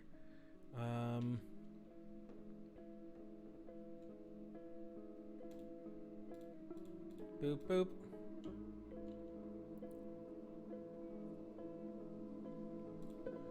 Then I'm going to. Do I want to draw another card? I think I do. Yeah, I think I want to draw another card.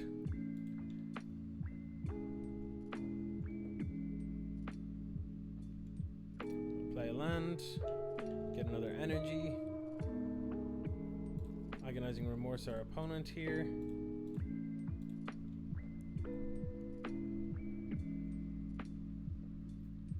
Oh yes, I'm taking that Collector Company. Thank you very much. Let's go. Combat. Chunking you for 4. Alright, I'm on board with this. This feels good. Wait, what is that? What is our opponent playing then? That doesn't make sense. Hey, where's the option upon the bottom of the library? Or in the graveyard? I don't want these. Actually, Den Protector's okay. Okay, I guess I'll do it in this order. I guess that's fine. Yeah, sure. I'll go with this. I feel like our opponent is pretty far behind at this point. What have they got in hand? They got an Assassin's Trophy. They don't have the Swamp anymore. So they have an Assassin's Trophy and an Unknown. Yeah, that feels pretty good. I'm going to play this. I will exile your Tireless Tracker.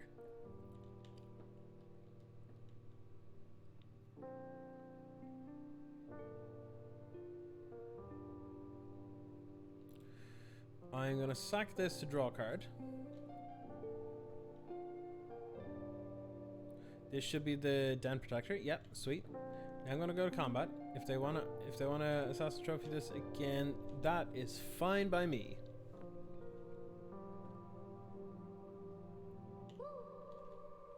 Oh, Fatal Push. Sure. Yeah, I think I'm good with Call of the Death Dweller on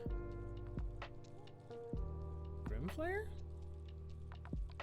Or Glinty? Grimflayer seems pretty good, actually. I'll take that.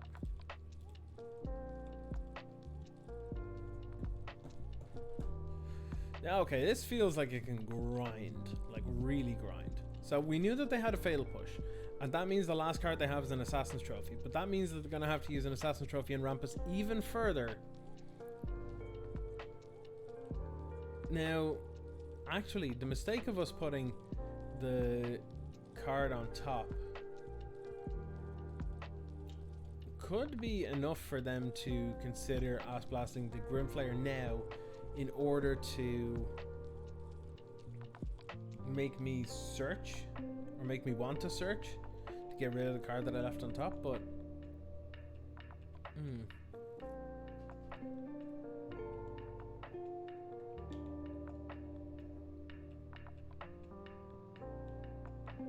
Okay.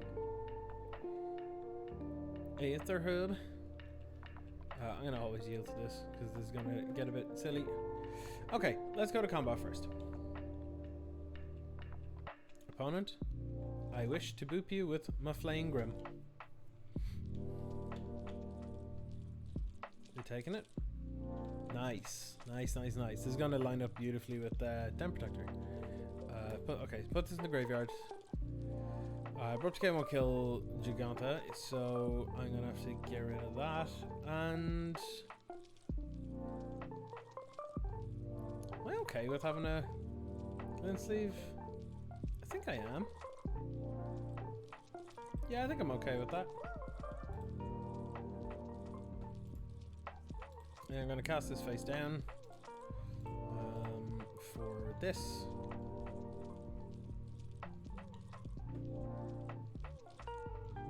They have an Assassin's Trophy and an Unknown, so like, it's fine.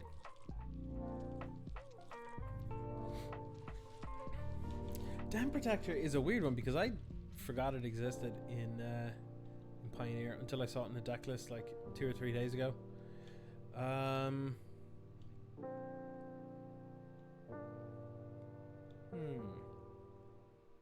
Thanks very much, not Kiel? Or Kjel? I'm unsure. But thank you. I am good to flip this, I think. And I'm going to get back a glint sleeve.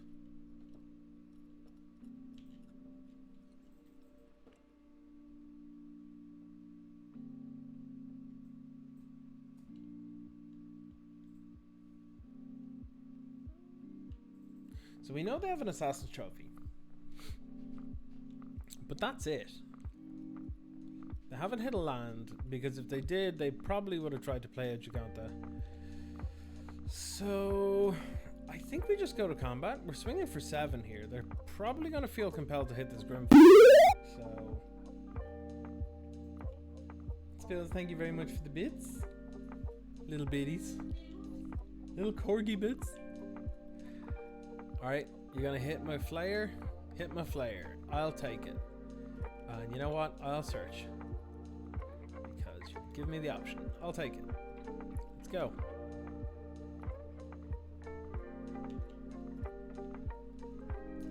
Really feels like our opponent is like quite far behind here. I'm going to play out a glint sleeve.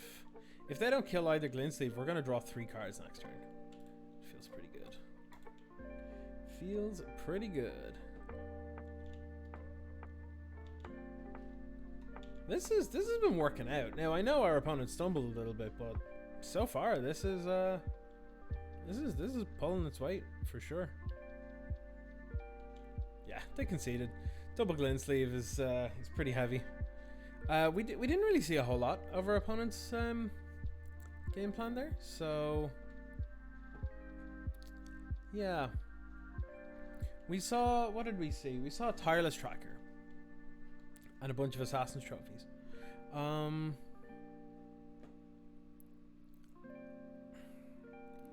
think it's not ridiculous to just run it back. I think it's actually fine to run back. No, yeah, it's probably okay.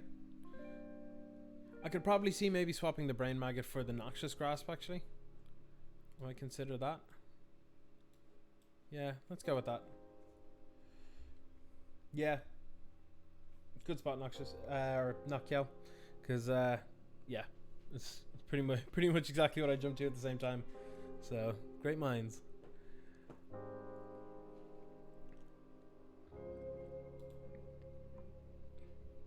Yeah, Extinction Event is probably good too. It's probably better than like a, what else is in here that could be worth pulling out? Maybe a Soulguard Lantern, but they could still just be a Delirium deck, so yeah, I'm sure we would have been able to fit it in. If we go to another game, I'll swing it in for sure. That seems fine. Like we're light on removal, but we've got a bunch of redraws and stuff, so we can find land number 3 with this if we need to. This feels alright. Good point about the Coco, yeah. Probably a lot of 1s and 3s, yep. Feel a Thoughtseize coming on? No? Fatal Push maybe? Alright.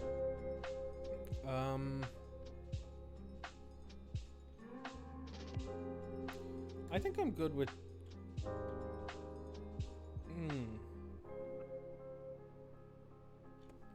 What am I going to do here? If we shock this play Unbridled Growth or Soulguard Lantern, I think Soulguard Lantern is the better option. Because if they are in any way graveyard based, they're probably going to feel compelled to get rid of this. If not, it's fine. We can just redraw with it next turn. So I'm not too worried here. I don't think I want to run out the Gnarlwood Dryad yet. Then again, hitting that with a removal spell, it's better than hitting our glint sleeve. Leafkin Druid, okay, so they got some ramp jobs going on here. Okay, a Fatal Push off the top will be excellent. Unfortunate, but hey.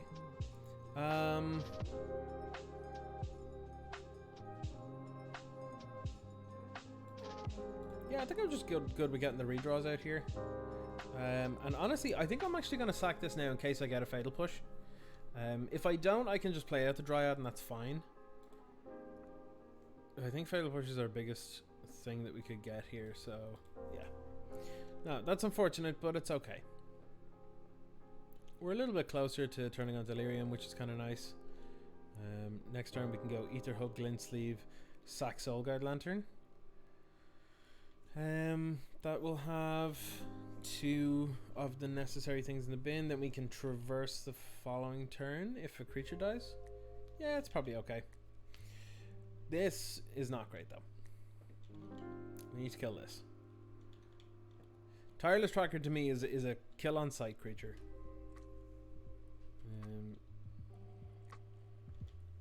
End step. Okay.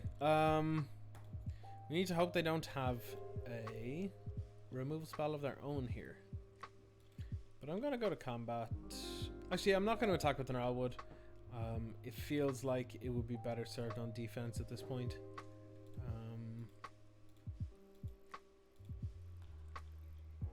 Glint Sleeve. I find it very, I don't know why it is, but I find it very tilting with, say for example, this ETB trigger on the sack. If that's on the sack and they kill the creature, that's just, I don't know what it is. It's just really annoying. It doesn't do anything different.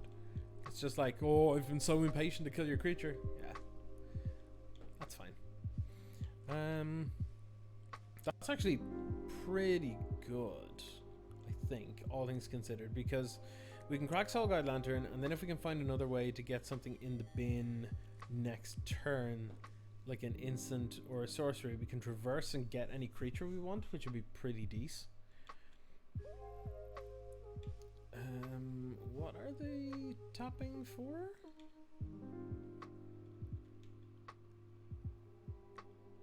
Oh, Risen Reef. Okay. Oh, sort of a Sultai Elemental ramp mid-range thing? Seems weird, but okay. Okay, Risen Reef and Tireless Tracker work nicely together. That's kind of nice. These two together is a lot of advantage. A lot of advantage. Definitely gonna sack this here. To draw a card. Sack to draw. Oh no, come on. Don't do me like this.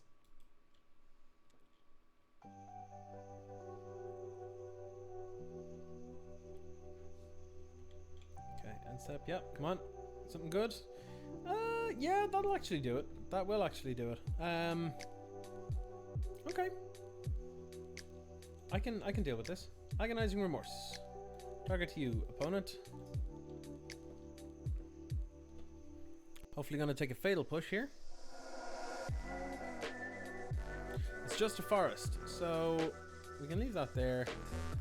I'll get rid of the Fatal Push in the bin. And then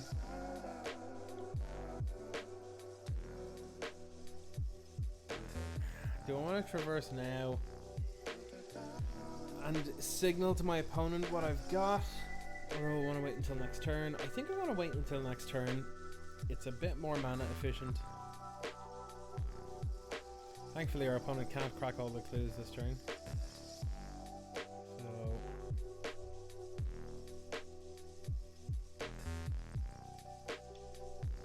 okie dokie. Ship it over. Don't feel like attacking in just yet. Ah, well, maybe I could. Maybe I could. Oh, they can tap to Leaf Kindred. My mistake. My mistake. Yeah. That's all good.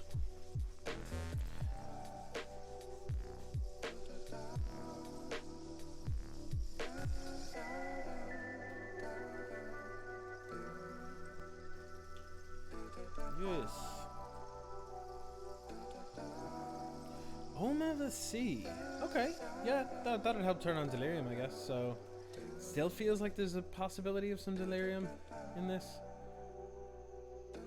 Between Fable Passage, Owned Sea. Yeah, there's probably some sort of delirium-esque job going on here.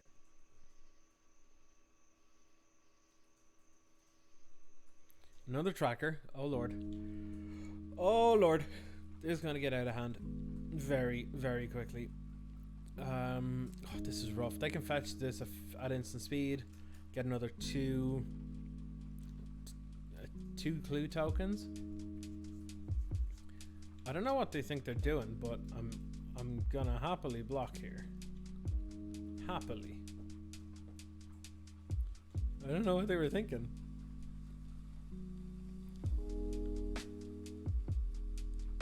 Yep, that's a-okay. Yep, we get lands, that's fine. They have 5 clues, which is kind of gross, but it's also quite mana intensive, so I'm not hugely concerned. God, we need to stop drawing land, though. Okay, Delirium's online. Let's go get a creature.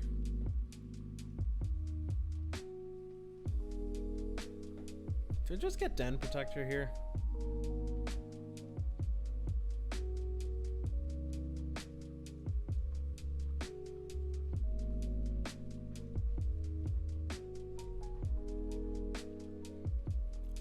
Maybe I don't, because I can't do it with it this turn.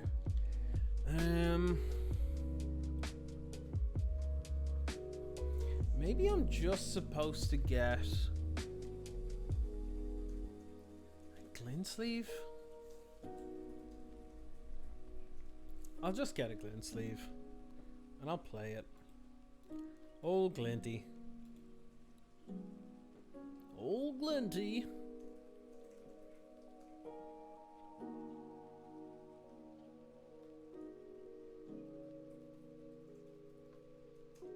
Okay. I'll play an Ether Hub because it will give me more energy.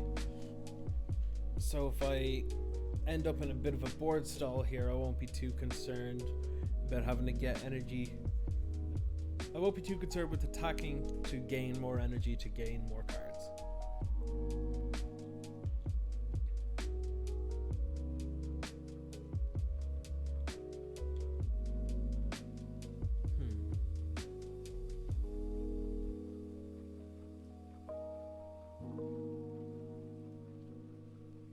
Tracker's so strong. So very strong. I think in mid-range heavy things, mid-range heavy metagames, Theros Tracker is very good. Very, very good. Another Risen Reef. This is gonna get, yeah, this is now getting out of hand. This is definitely out of hand. Yeah. Mm-hmm.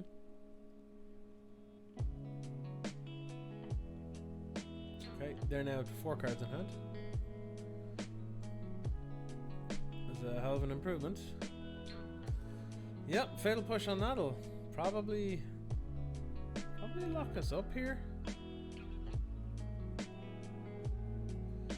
Trying to think of what we can do next turn. We can play Lurrus. Anyway, we've got that much for sure. What does that do?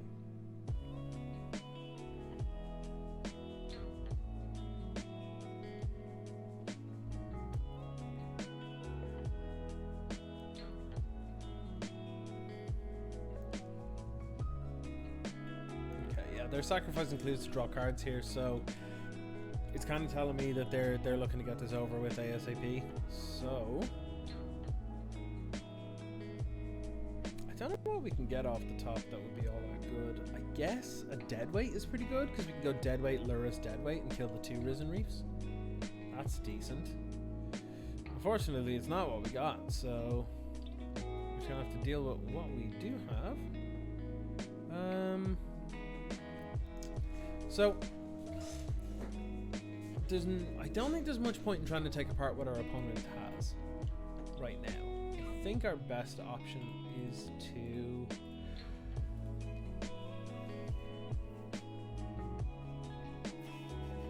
play Lurrus, play something. I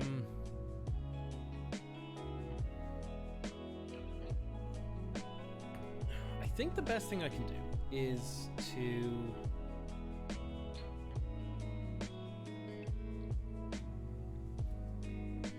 I could play Unbridled Growth on a land, sacrifice it to draw a card, Agonizing Remorse. They have a push for the Lurrus or something. Nice trophy for the Lurrus, yeah, alright. Yep, I'll go looking. I'll take a swamp, I guess. Okay.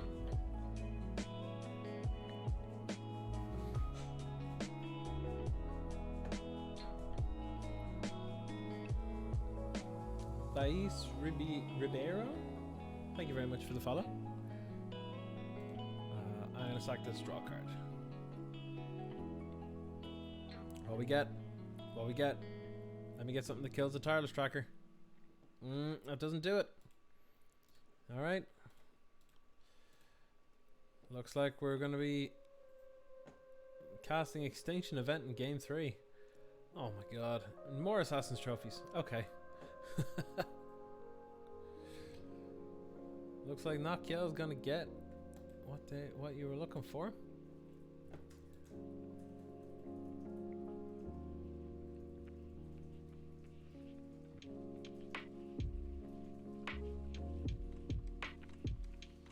Oh, gross. Okay, what I was thinking that would help us get out of this would be Call it the Death Dweller, but that's not gonna do with the Tormod script out.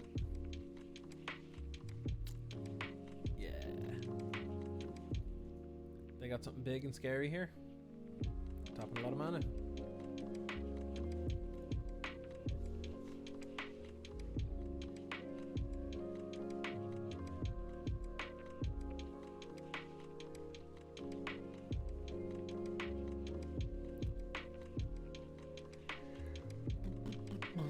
Giganta. Yep. Oh, it's an elemental. That's gross. That's another card. Another card. That's decent. That's decent. Oh, 2 Tormod scripts? Alright, yeah. Well, seems a bit excessive, but you know what? That's fine. Well, at least we know everything our opponent has, which is a hell of a lot of stuff.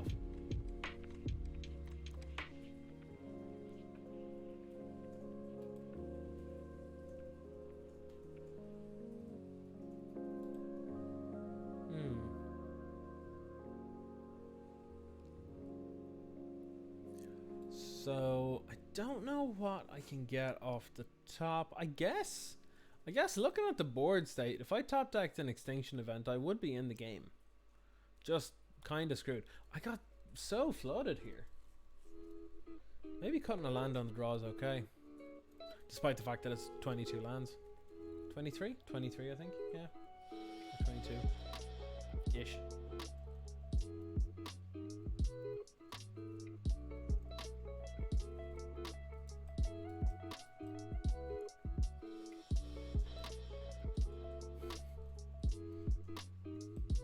I'm going to 1.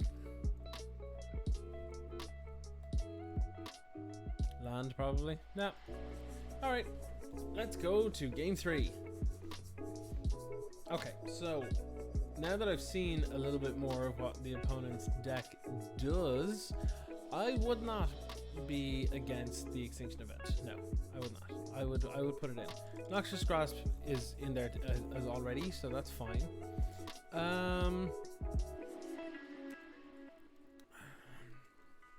Is there much else that will be worth bringing in? Brown Maggot seems loose. I don't think I need to bother bringing that back.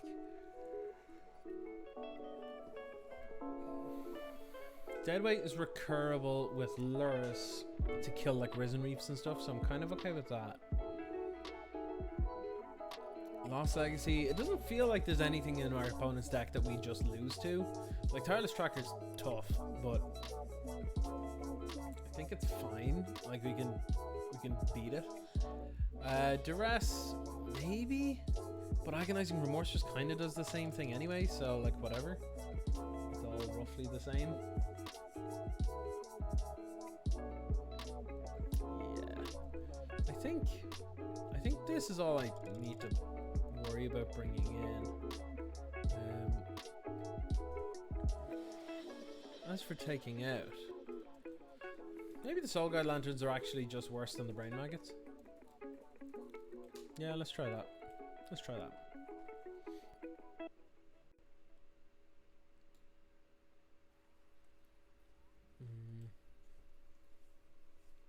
Maybe we do bring in the Deadweight. Because it can kill a tracker quite easily. It is kind of situational, and it does kill the Risen Reefs and stuff. Maybe it is worth it over like... Maybe it is actually just worth it over the Brain Maggot. Yeah, let's just try another Deadweight. Screw it.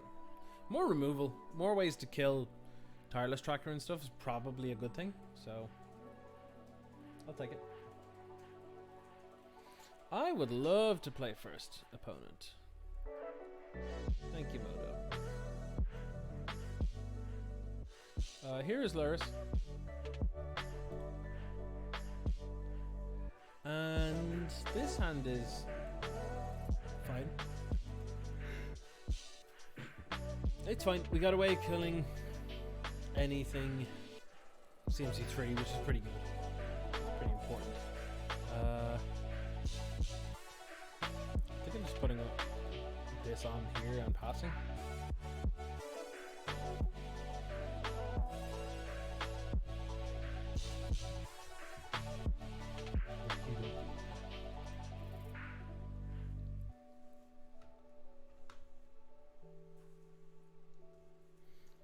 So they're gonna lead with Thoughtseize or something. Tormod's Crypt up first. Okay, that's fine. I can force them to pop that whenever I want, so that's okay.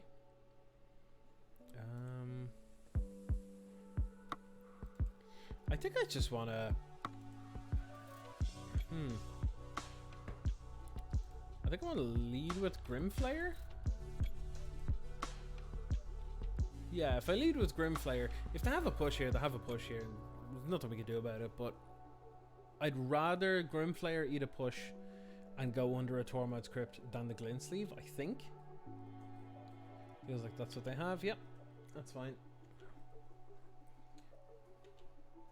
Yeah, I'd rather the Grimflayer eat a push than the Glint Sleeve, because the Glint Sleeve will be more likely to get us in to the late game. Possibly. Alright, let's abrupt decay this now while we have the chance. Boop boop.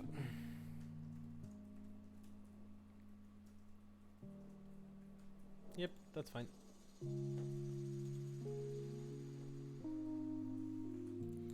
I'm gonna sack this, draw a card, hopefully get a land. Nope, but you know what, that's okay. We can fall behind like one turn and not be too screwed. So we have a Deadweight, which is nice for taking care of any tireless trackers that might come down this turn. So here's to hoping they have one. Feels like it. Oh, Leafkin? Sure. That's fine. I can push that. I'm not too concerned about it. Actually, I don't think I'd even bother pushing it, to be honest. Yes. Land or wastes. I think I'm happy to take a look. I think I'm happy to take a look.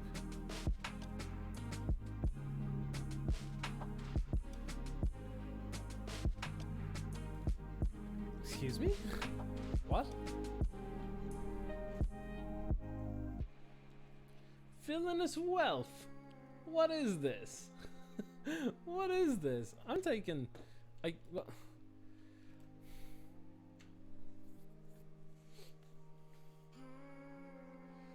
I guess next turn they can play and crack a clue and get rid of the tracker. Or, no, they can play and crack a clue and get around deadweight on the tracker, is what I was saying. So I think I actually take the tracker here. Because what they can do, right? What they can do is they can untap and they can go Tireless Tracker. Then play Fable Passage. Then crack it. And land will come in untapped because it's 4 lands, and this will have triggered twice because of the Fable Passage and the basic it fetches. Which means that this will, then if I try to kill it with a deadweight, they will be able to respond by cracking a clue and putting a counter on it, which will make it a 2-1, which will make it pointless. So I think I'm actually gonna, I'm gonna get rid of that, and maybe I will just Fatal Push this. Like, they've got Villainous Wealth, but that's all they have now. So I think, or what I could have done that turn actually was I could have Agonizing Remorse, take the Villainous Wealth, and then push the Leafkin Druid anyway, which means that next turn they wouldn't be able to play the Tireless Tracker and crack at the same time. So yeah, that might have actually been the right play. Okay, so this is an instant. So, okay, there's 3 in there.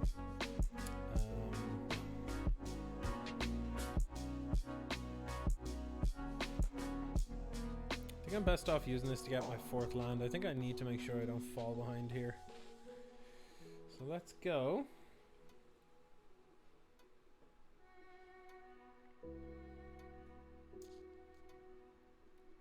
If they wish to fetch and counter this, I think I'm okay with it, because if that's all they have, then okay, swamp. That's fine. Play swamp. Play siphoner. And ship turn. Now, if they want to Ass Blast this, that's a-okay for me. Yep. It just gets me closer to getting a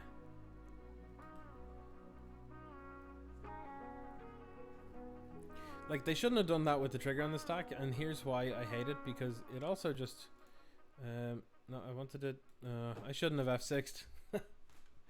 Yeah, I would have been able to play another Glint Sleeve that turn, and actually drawn a card on this upkeep if I didn't F6 after immediately playing it. So that's unfortunate. F6 is a real game killer. Real game killer.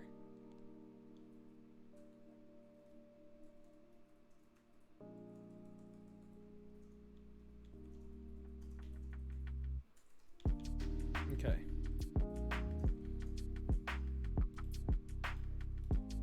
Alright, well, I'm happy to deadweight that. That's fine.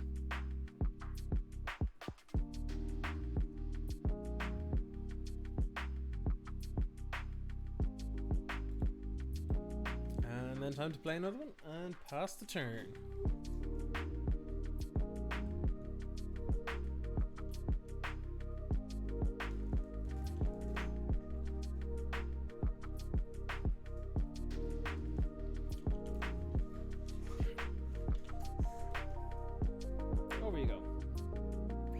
Cracking it? Sure thing.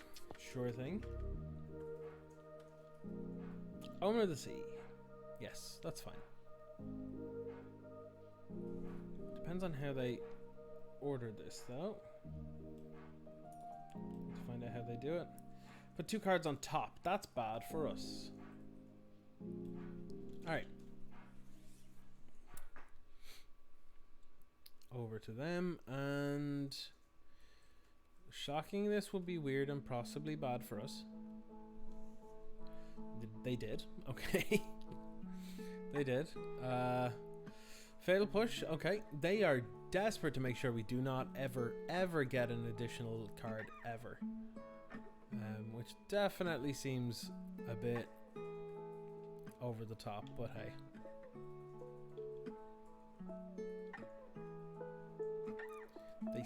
They feel like they know what they're about, so I can understand that. This feels like a Lurrus turn, but it's also a bad Lurrus turn.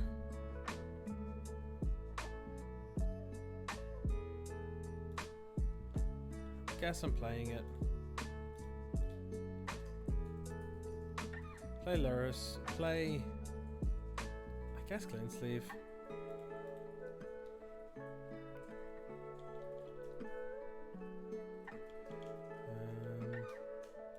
Play Blooming Marsh tapped, unfortunately. If that was untapped, that would have been significantly better. Would have been able to just shrink Giganta a little bit, which would have been nice. Welcome back, Happy Smasher. Playing away here against Sultai Elementals, I guess. What is it they're doing though? Really don't know. Oh, they're doing Villainous Wealth or something, is it? Yeah. They're doing Villainous Wealth. They'll get to cast like a handful of things here. This is probably actually going to end the game now that I think about it. Yeah, that's a Villainous Wealth for... how much is that? X equals 6. They look at the top 6 and they can cast any number of spells with converted mana cost 6 or less from among them without paying their mana costs. So they got a Grimflayer, a Deadweight, and a Fatal Push. They wipe my board and steal a threat. That's devastating. It's actually devastating. Yeah, that's really rough.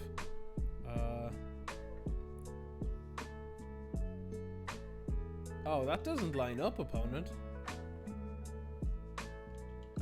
I don't think that lines up because the Fatal Push can't target Lurrus because they didn't have anything leave the battlefield this turn. So it doesn't work. Oh, yes. I'm on. This actually works out quite well. Yeah, sure. The Lindsay, yeah, I think they messed that up. If they targeted this with a Deadweight, it would have been game over. But instead, I think we're doing okay. Not amazing, but we're doing okay. Get something good here. That's real good, actually. So what we'll do is I'll traverse. I'll get a Scheffel, I think.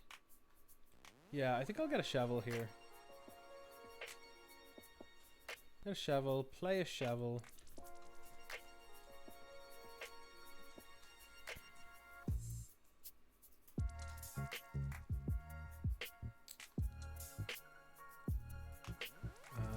Deadweight, Grimflayer.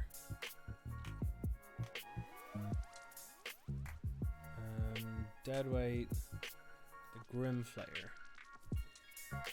Combat. Gain 3. Now if they want to attack with Giganta, they have to lose it. That Villainous Wealth was nowhere near as bad as I thought it would be. But that's mostly because our opponent really messed it up. The fact that Lurrus survived is a absolute miracle. Tracker, sure. If that's a land in hand, this could be scary, but could also potentially not be, so. Not attacking with our big 5/5 is pretty good for us. So I'm pretty good with this. I'm going to put this on the tireless tracker. Bounty counter on it. Then I'm going to deadweight this. So I'll now gain 3 life and draw a card if this dies. You going to scry 2? Sure. This means it's guaranteed to happen, so that's nice. What way did they put 2 cards on the bottom? Oh, I smell blood. So this dies, trigger, I gain 3 life and draw a card. Oh yes, now we're talking. Now we're talking.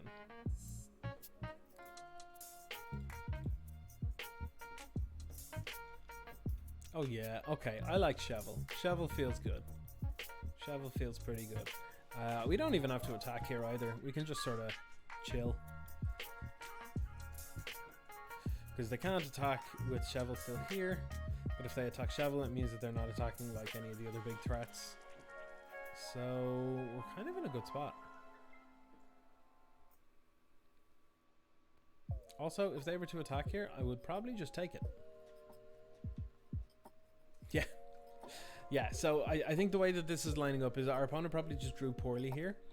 And we could then attack in.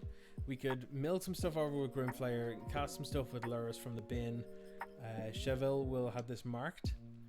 So if we draw any removal spell that can kill Giganta, then it's dead. We draw cards and all sorts. We're guaranteed to draw a card off the glint sleeve. Yeah, this just feels pretty good. Like the weak point is like you take out the Lurrus and the chain kind of stops, but that also means that you're focusing on this instead of something else that's important, like something that draws us cards. So that felt good. We might have time to squeeze in one more. Ooh, we're in nice and quick by the looks of it. In against Grossquick. Or Grossquick? Who knows? Oh, we won the die roll. I'd love to go first. Here's Lurrus. What is our opponent revealing? Nothing. Maybe? Maybe they are? Ah, they reveal Lurrus too. Okay. Well, this is going to work out nicely. I think I'm going to keep this. It doesn't look like the greatest hand ever, but I don't think it needs much to really get there. So I actually think the best thing I can do here is lead with the Soulguard Lantern. Because if they don't have a way to now remove this from the board, they kind of don't really have any way to make use of their Lurrus. So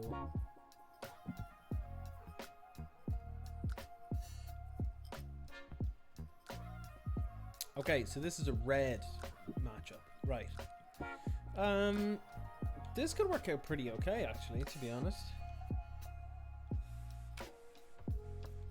If we get a Scheffel out, that will work out pretty well for us. So draw. Overgrown Tomb is a nice one. I'm definitely willing to shock the Overgrown Tomb here in order to play out the Gnarlwood Dryad, which will force them to use a removal spell on this instead of my face, and then when they attack I can use Fatal Push on Monastery Mentor, and I'm okay with this dying because I'll just buy it back later. And if they don't use a removal spell and just attack in, I'll happily trade and activate the Soulguard Lantern to draw a card. It's also acceptable. Yes.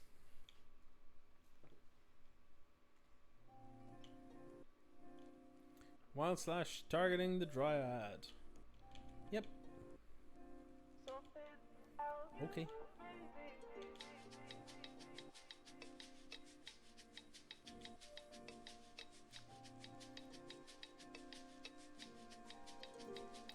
And now we Fatal Push one. Bye bye, Swift Spear. Our hand is now garbage though, so we'll have to draw pretty well here. An Abrupt Decay or Fatal Push would be fantastic. Nope, it's just another land. Okay. Oh no. Oh no. It's weird how this feels like it floods a lot, but it has 22 land. Actually, is it 22 lands? Let me double check. Let me double check. Yeah, 22. 22 lands. I could see another basic being played in place. We have to kill this. Another basic being played in place of an Ether Hub. I feel like 3 is pretty fine. Yep, this is okay. I can take whatever they do here. There's only so much they can do. Right, let's cycle this.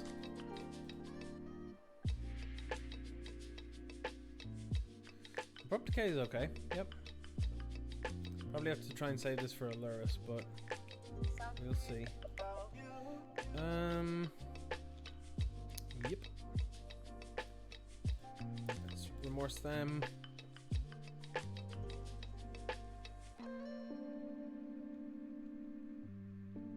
It kind of forces them to use something now instead of just losing it, so if they don't have anything particularly impactful in their hand, I'll just exile the Monastery Swift Spear from the graveyard so that they can't recast it with Lurrus.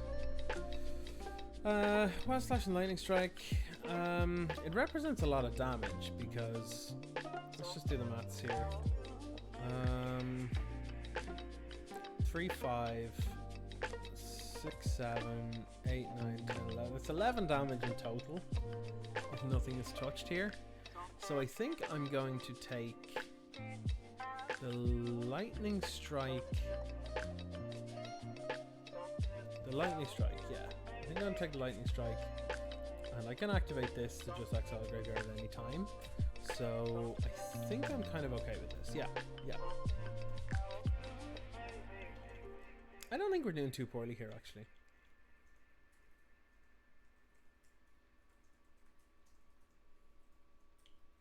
Because if they go to play Lurrus, all I have to do is just abrupt decay another creature, activate Soulguard Lantern, then they can't cast him. So I'll take 2 to the face. Yep.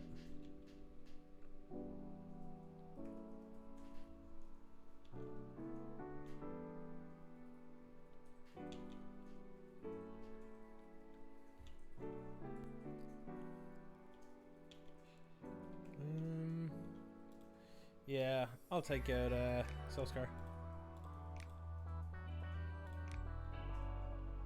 Do not mind.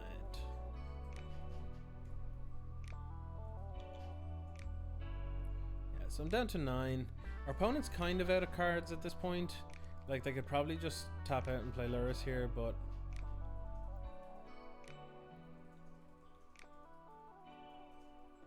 yeah, that's fine. Like, they played a land this turn, right? Yeah, they played Battlefield Forge. So yeah, I'm okay with them just playing this. There's nothing in the bin they can cast this turn because they have no more mana. So if I draw a removal spell, I can kill Lurrus and then wipe the graveyard, and that's good. Beautiful. Absolutely beautiful. Now, question is, which one do I want to kill? I believe it's Lurrus.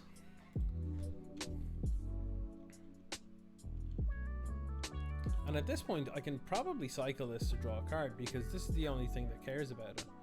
So I think that's what I'm going to do.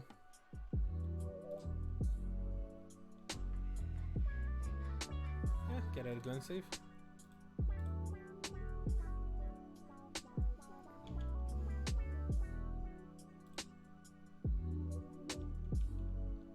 And then chip turn. This should be pretty quick. Like, we're either going to get slaughtered or we'll be fine and win. So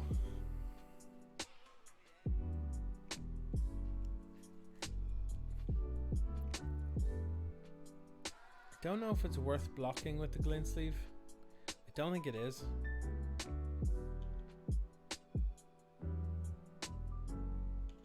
Like, they have to have 2 lightning strikes in hand right now in order to kill me.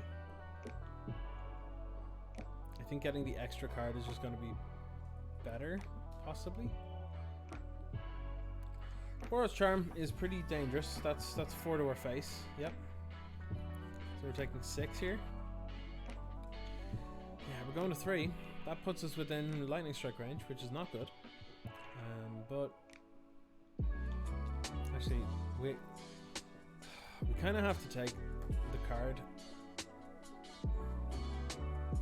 Alright, that's pretty good. Let's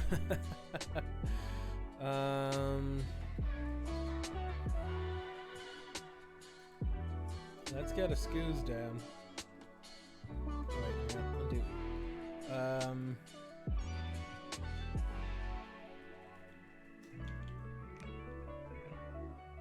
I'm willing to attack with the Glint Sleeve to get an energy in order to let me eat something out of the bin.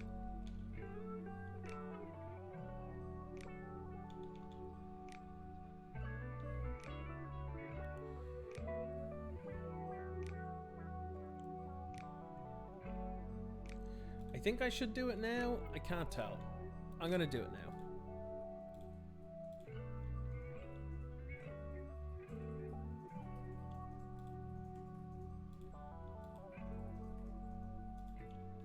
I'm gonna just do it now. Screw it. Screw it. I'm at 4. Yeah, 2 is the same as 3, but 4 is better than 3. So I'm gonna take it. I'm gonna take the opportunity. Yeah, so if they have a Boros Charm, I'm dead. But that's 3 out of 60 cards, so I'm willing to take the risk. I'm not drawing more cards off Glint Sleeve anyway, that's for sure. But also, if they don't kill Ooze now, if they don't kill Skoos now, they basically can't beat me, I don't think, at this point. I would, if they attack, I'm 100% blocking. They're not. That's very good.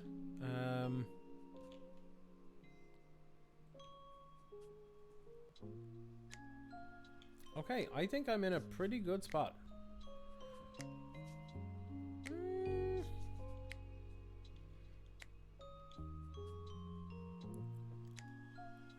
Yeah, I'm gonna attack with Glint Sleeve. If they want to eat it, that's fine. Yeah, if we don't get charmed, we're good.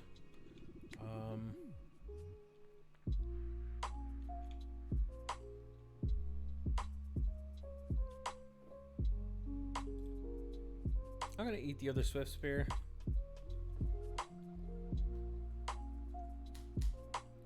I'm gonna play a Grim Flare, and that should be enough. Oh yeah, it has Menace, yeah. But if they had a burn spell, they could kill it, but that would also be a terrible use for it, so yeah. It's fine. It's fine. It's unlikely they can beat this now, I think. I think we're just inching out far enough. I have to have some pretty spot on draws here.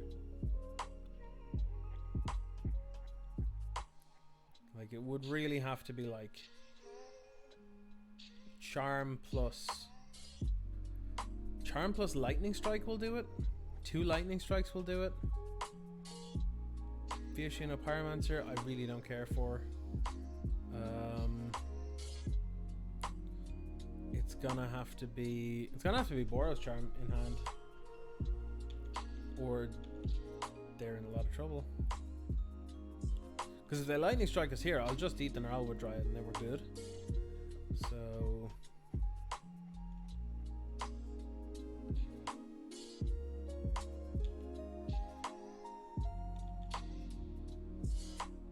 ain't paying. Okay, so what happens if we attack with all here? Bearing in mind, we also have Lurrus, so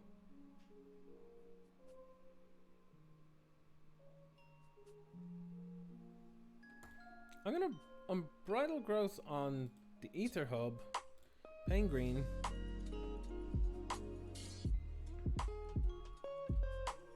Okay. Now I'm gonna swing with 5, 9, 10, 11. I think if we just attack with these.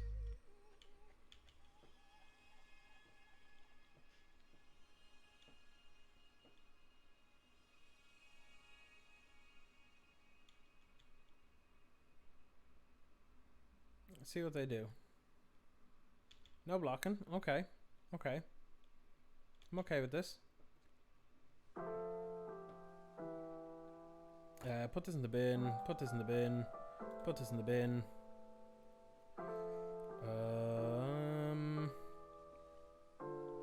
We can Death Dweller back 2 blockers, but that doesn't really do a lot. we can Death Dweller back 2 blockers and gain life with Skoos. So yeah, I think that's actually pretty good. Skoos, Gnarlwood Dryad, black,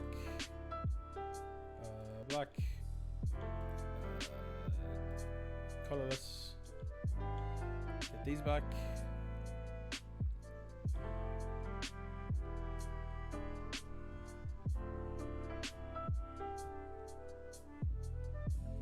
Death Switch on this. Menace on this. You're pretty good. Oh wait, hold on. Was that incorrect? That might have been incorrect. We should have kept something in the bin.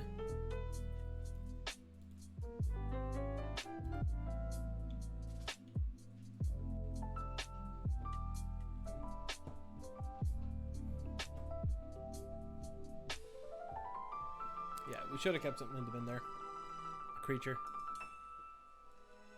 So if this is a lightning strike, we're dead.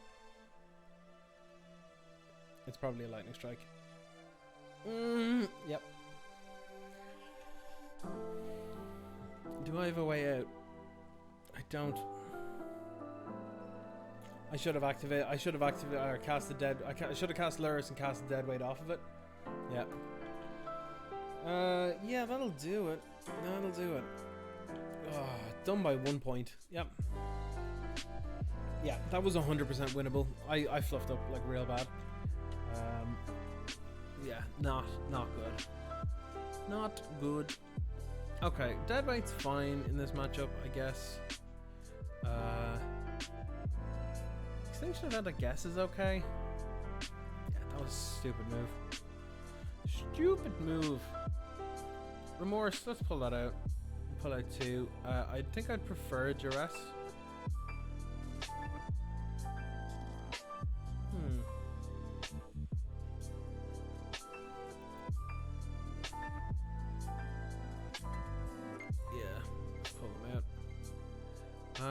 I don't want to use Lost Legacy. I don't want to use Extinction Event, maybe to hit like 2 creatures, possibly. But yeah, I got murdered, unfortunately. I'm okay with leaving Soulguard Lanterns in because Lurrus. That's why I'm kind of okay with leaving an Agonizing Remorse in as well, because it keeps stuff away from Lurrus.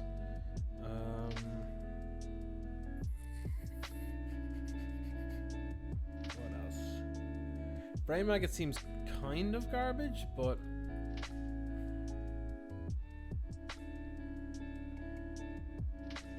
you know what? I'll just pull out the Remorse. I'll bring in an Extinction Event. It's another piece of removal that I think sometimes this deck can feel like it's a little bit lacking in removal. Not very often, but it can. So I think this is going to help.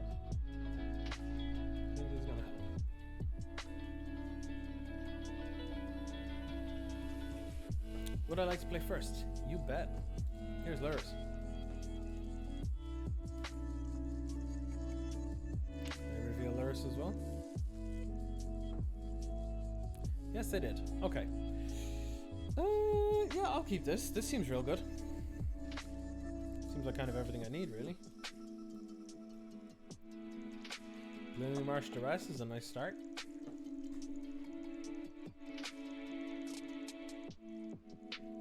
I think I'll go Blooming Marsh and hold up Fatal Push, because if they start with like a what's it called, like a Soulscar Mage or Monastery Swift Spear, I think I'd rather tag it than getting a random burn spell out of hand. Yeah, Blooming Marsh. Come on over, opponent. What you doing?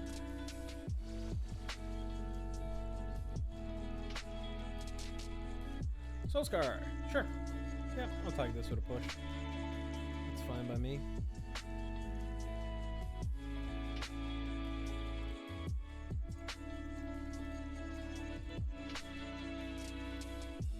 Push the mage.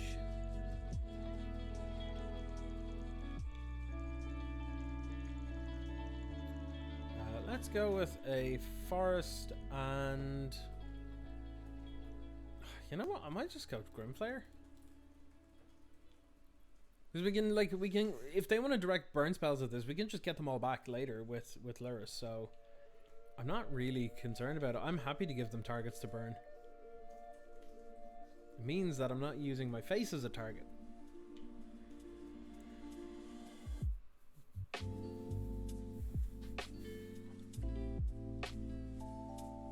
Gonna wild slash the Grimflayer.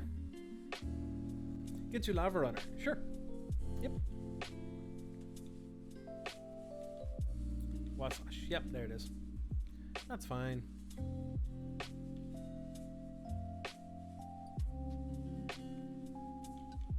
Let's see what we draw here, because I'd like to hold on to Skoos for a little bit if I can, to try and get it up to 4 power.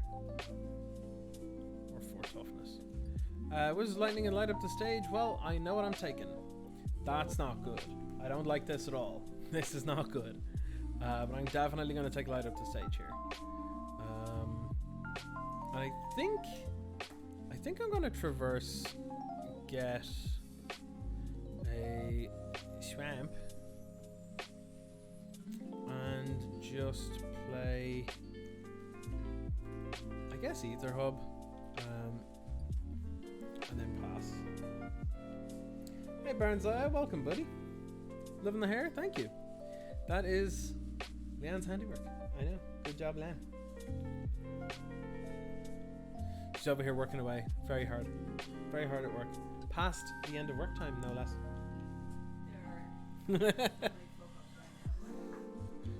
Apparently a lot of fuck-ups.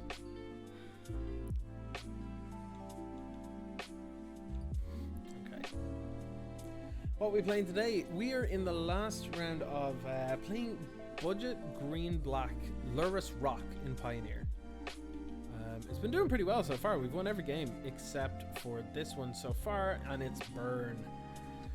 So not really loving it just yet, but I think we'll get there. I think honestly playing Scoos and just eating 2 things in the bin right now is actually like real good. While they're tapped out so they can't kill it, I'm going to eat Soulguard Mage, and then I'm going to eat, I know it's gonna sort of hinder my progress a little bit in terms of Delirium, but I'm gonna eat the Grimflayer, and now it's a 4/4, and they're gonna have to trade a creature and a burn spell for it, or 2 burn spells, in which case I'm happy either way, so I don't really mind. But yeah, this actually feels pretty good, to be honest. I haven't really had many problems with any of the games so far, which I'm pretty happy about. And when I say budget, I mean like we're not even running Thoughtseize. Like, this is just pretty good overall. I'm very fine with this. They're probably gonna hurt themselves more than hurt me.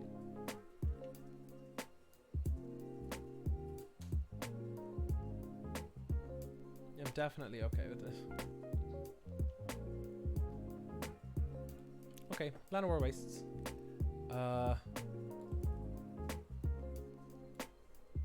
Feel like I'm okay with doing this. I'll take 4. That's fine. It's been nice so far, that's for sure.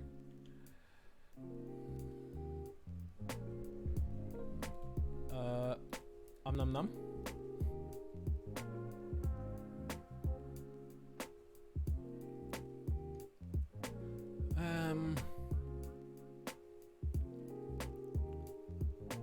Like, I don't want to play Lurrus just yet, so I think I'm just gonna pass. Well, do I care? What happens if I attack here? I take 2, 4, I go to 11. I'll give them the opportunity to trade everything they have for Lurrus, or for Scavenging Ooze. That's okay.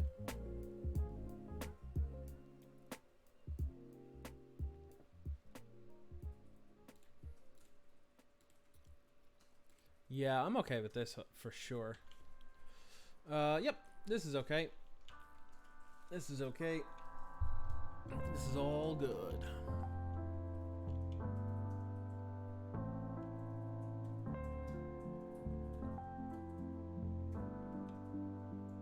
Want a wild slash Muscoos? Are you Wizard's Lightning? Yeah, the Scoos. That's fine. Yep. It's A-okay. I forgot that the Wizard's Lightning was what they had, yeah. That's fine. That explains why they didn't trade the Lava Runner for that big Scoos. Excuse me. They're gonna have to have drawn something like real good here. Could be a light up the stage. Feels like it, yeah. Are they dead? I feel like they might be dead. Maybe not. Maybe not.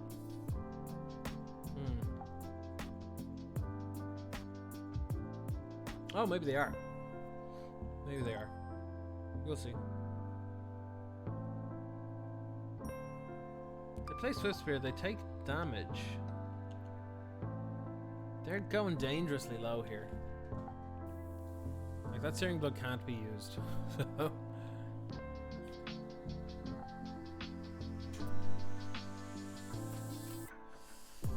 yeah, I'm pretty okay with attacking here, I think. Let me think. 2, 4. Yeah.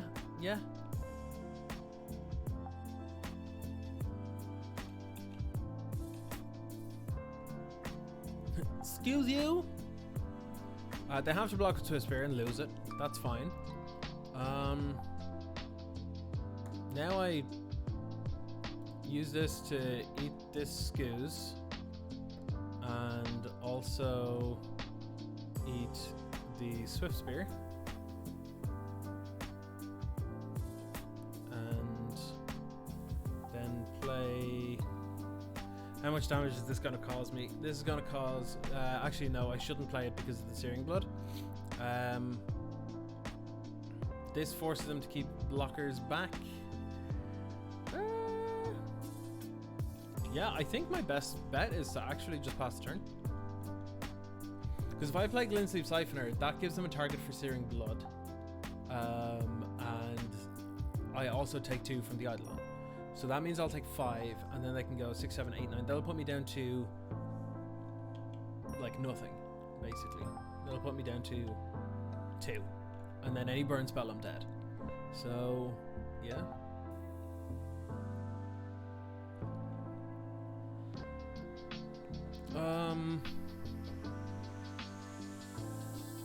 Yep.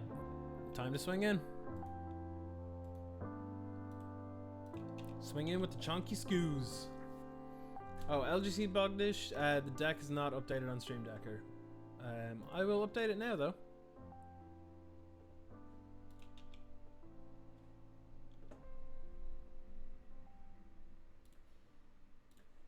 Bear with me.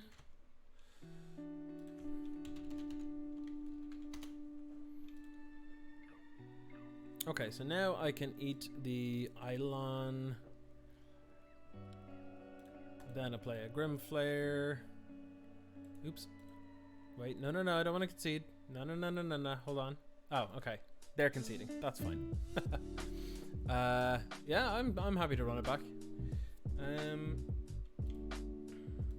Paste that old deck list in. Whoa. This is...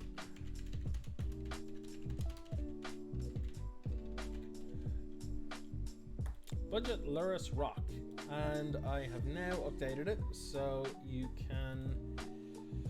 should be able to bring it up now. Alright, they just conceded. That's fine. Well, that was the deck anyway. We won all of our matches today. Didn't we? No, did we lose one? We lost one, I think. Yeah, that's... Oh, I want to say... How many games did we win there? So we won the first one, which was that weird blue-black one. We won against Burn. We won against the Sultai thingy-madingy, whatever it was. I think we went... I think it was 4-0. It was pretty good. Pretty good. Considering just finding the deck and just starting it today, it was pretty decent. Pretty happy with it. What would I change about the deck? Honestly, there were a couple of things that I didn't see a whole lot of use for today, but that was mostly down to the matchups that we faced.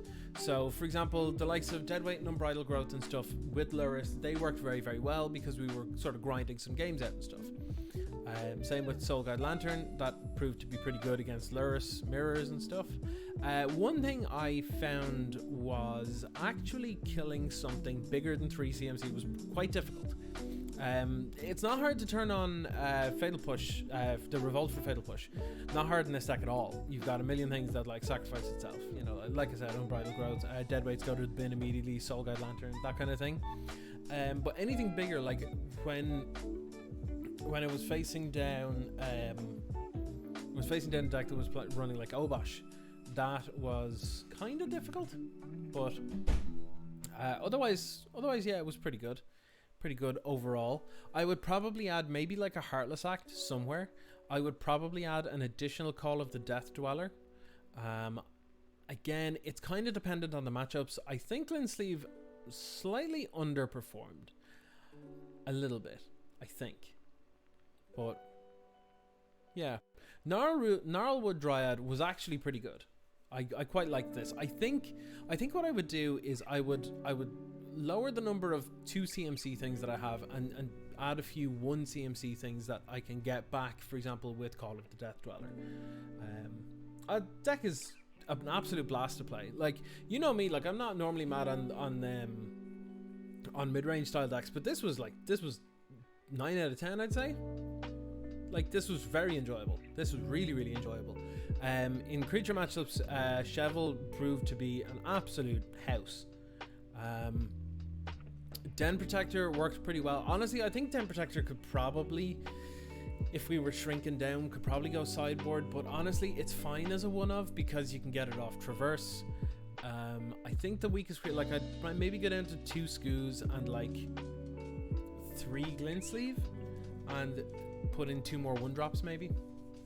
Did I come across much Inverter? None at all. None at all. Inverter doesn't gain anything from Companions, so it's not really being played. But to be perfectly honest, like, 2 things about Inverter. Over the last while, Inverter has shown up less and less because it's a thing that was cool and fun, and it was pretty good at the time, but people know how to deal with it now, and people just know how to go aggressive against it. Like, if you play an aggro deck against them, against Inverter, like, they just can't win. It's impossible. Like, they haven't got enough time to stabilize and win. But also, like, people aren't very good with Inverter. Like, not to like, you know, tar a whole group of people with brush, but like, it's rare to come across a good Inverter player. Inverter is a hard deck to play. It's just like the Cycling Storm deck in Pauper. Like, if you practice it like crazy, and get real good at it and learn from your mistakes and review your matches that you play and all this kind of stuff, then yes, you can absolutely become a good Inverter player. There's no doubt about it. But no one really does that. No one other than like SCG grinders and stuff do it, you know? So as a result, you don't really see it much because people keep losing with it. It's not all that great, really, to be honest. I don't think. Pioneer is sort of ironing out a little bit. It feels like it's sort of sat and stagnated at a point here, where, you know, if you look at the top decks in the format, I'm just going to bring them up here. The meta game. There are a couple of things that I'm not super happy about. So, like, here are the top metagame decks. According to MTG Goldfish, in the last 7 days, some people have been jumping on people for claiming, no, this isn't the metagame. Whoa. Look, calm down. but yeah, like Lotus Breach. Honestly, I'm kind of tired of Lotus Breach at this point.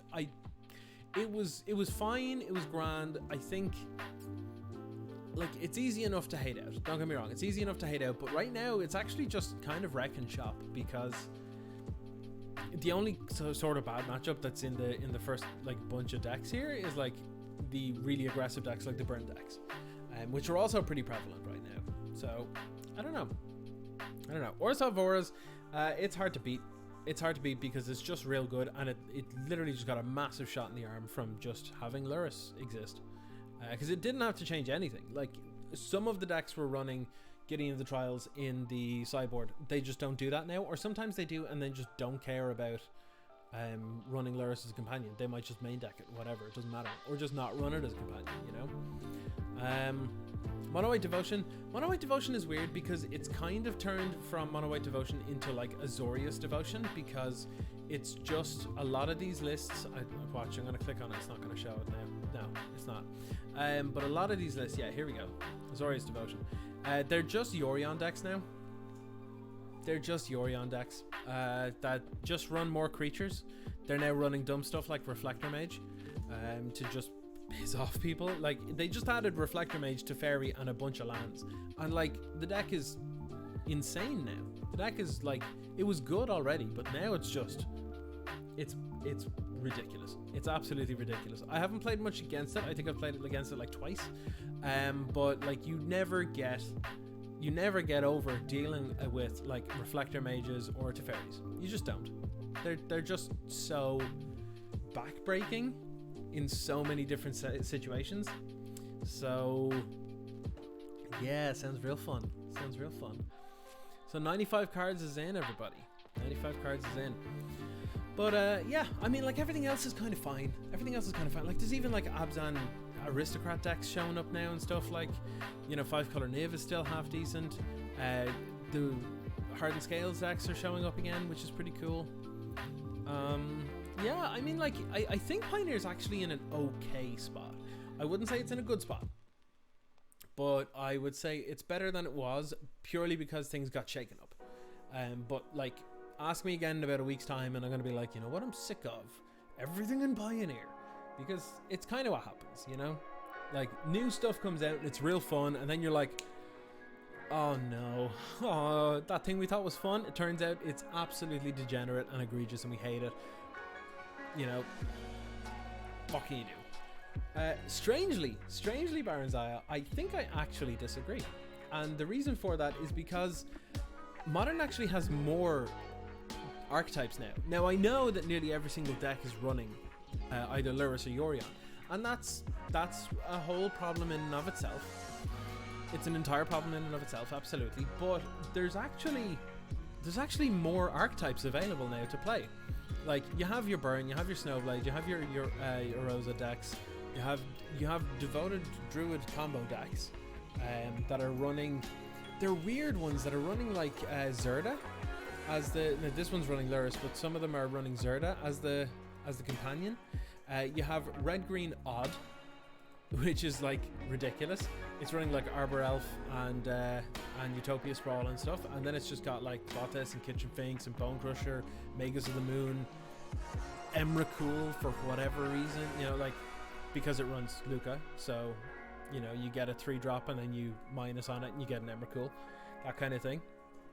They're ridiculous decks right now, absolutely ridiculous. Like Death Shadow is real good again because people have decided to build it and Jund properly because of Lurrus. You have Ad Nauseam. Humans are good again. Like there's actually so many different decks at the moment. Like Tron isn't even doing that great. Like Storm still exists. Bogle's Neo Brand is there. The Is It Free Spells deck is actually doing half okay. Like it's not all that bad, all things considered. It's really not. It's not great though when, you know, you pretty much have to play a Snow deck, or an Uro deck, or a Urza deck, or a combination of all three running Blood Moon also in the sideboard, which yes is a thing right now, in order to be good or viable. And it sucks. Some of the things really suck. Like some of the Jund lists as well. Where is it? Is this it? Yes. This isn't it exactly, but there are some burn lists in.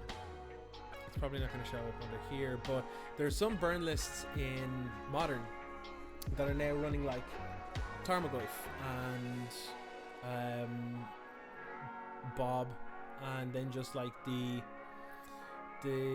prowess creatures and stuff, and just running like a million lava darts and all sorts of ridiculous things. So it's like turbo Jund prowess burn. It's like, it's weird. It's real weird. It's real weird. I don't think I'm okay with it. What it looks like to me, what it looked like initially was Mishra's Bauble is kind of a problematic card, isn't it? But honestly, like, if a card like that is broken, it means your format's kind of wrecked. Like, if a card that just says look at a card and draw a card later, if that's broken, the format has caused that. The format itself has caused that. It's not a broken card in and of itself. It's not. It's not a good card, you know. It by itself is not very good. But yeah, honestly, Modern is actually in a better state than most people seem to think. It's what people see is that these companions are in every single deck. And that is a problem, yes, absolutely, because it basically means in order for you to be in any way competitively viable or able to just have fun and not get slaughtered every single game, you have to run a companion, you have to invest in this, that, and the other, you have to take your beloved Jund deck or whatever it is that you play that is done is been built a specific way and you put a lot of money into it, you now have to change it just to ham fist this thing in, otherwise you're at an automatic disadvantage, and that sucks. That friggin' sucks. But like, there's a lot of different options when it comes to playing, so I guess it depends. Do you care about your money or do you care about the gameplay? Because either way you can make an argument for Modern either being good or terrible right now. For me, I'm kind of on the fence. Like, I don't want to spend lots of money on playing Magic just in general, because it's a game. You shouldn't have to invest hundreds or thousands into something. You know, that's from a point of view of someone who's a little bit broke though. So, you know, like if I was sitting here with wads of cash, I'd be like, you know what, I probably don't care, but it's still kind of annoying. So it's all down to perspective, I guess. Modern's fine. Pioneer is a little bit borked. In my opinion, Standard's actually just terrible right now. This deck in particular, see this Yorion Luca fires Teferi every single card in this deck. I hate it, deck. I hate it. I hate it. I absolutely hate it. Cycling's cool though. Cycling's cool. And I regret getting Euros because Team Iraq is garbage. Sorry, Team Iraq's garbage. I tried so hard. I just can't figure it out. But anyway, all that aside, if you had wads of cash, you'd get into Moto and play more EDH. Yeah. I know the way. Okay, everybody, that is it for me today. I will be back on... What day is it today? Wednesday is today. So I'll be back in 2 days. On Friday, I will have the VOD for this up tomorrow. Bless you, Len. She's after sneezing. She sneezed so loud she hurt herself. Ripping peps, I guess. Ripping nasal passages. Ripping nasal passages. That's gross. But yes, thank you everybody for coming along. I'm going to go tend to Leon's poor broken face now. And if you're not yet following me on Twitter, jump over there and do that. Pretty please. If you're not a fantastic person like Barnes Eye over here and are not you know, a Patreon or subscribed or anything like that, please consider doing so because it's a huge help to me. And yes, if you missed any of this, the VOD will be up later on, and also the video will be up over on YouTube where you can go subscribe to me there too. That is it for me, everybody. Thank you very much for coming along. I really had a lot of fun with this game, or with this deck. And that's it. Until Friday, everybody. Stay safe, take it easy, wash your hands, and keep on Jank.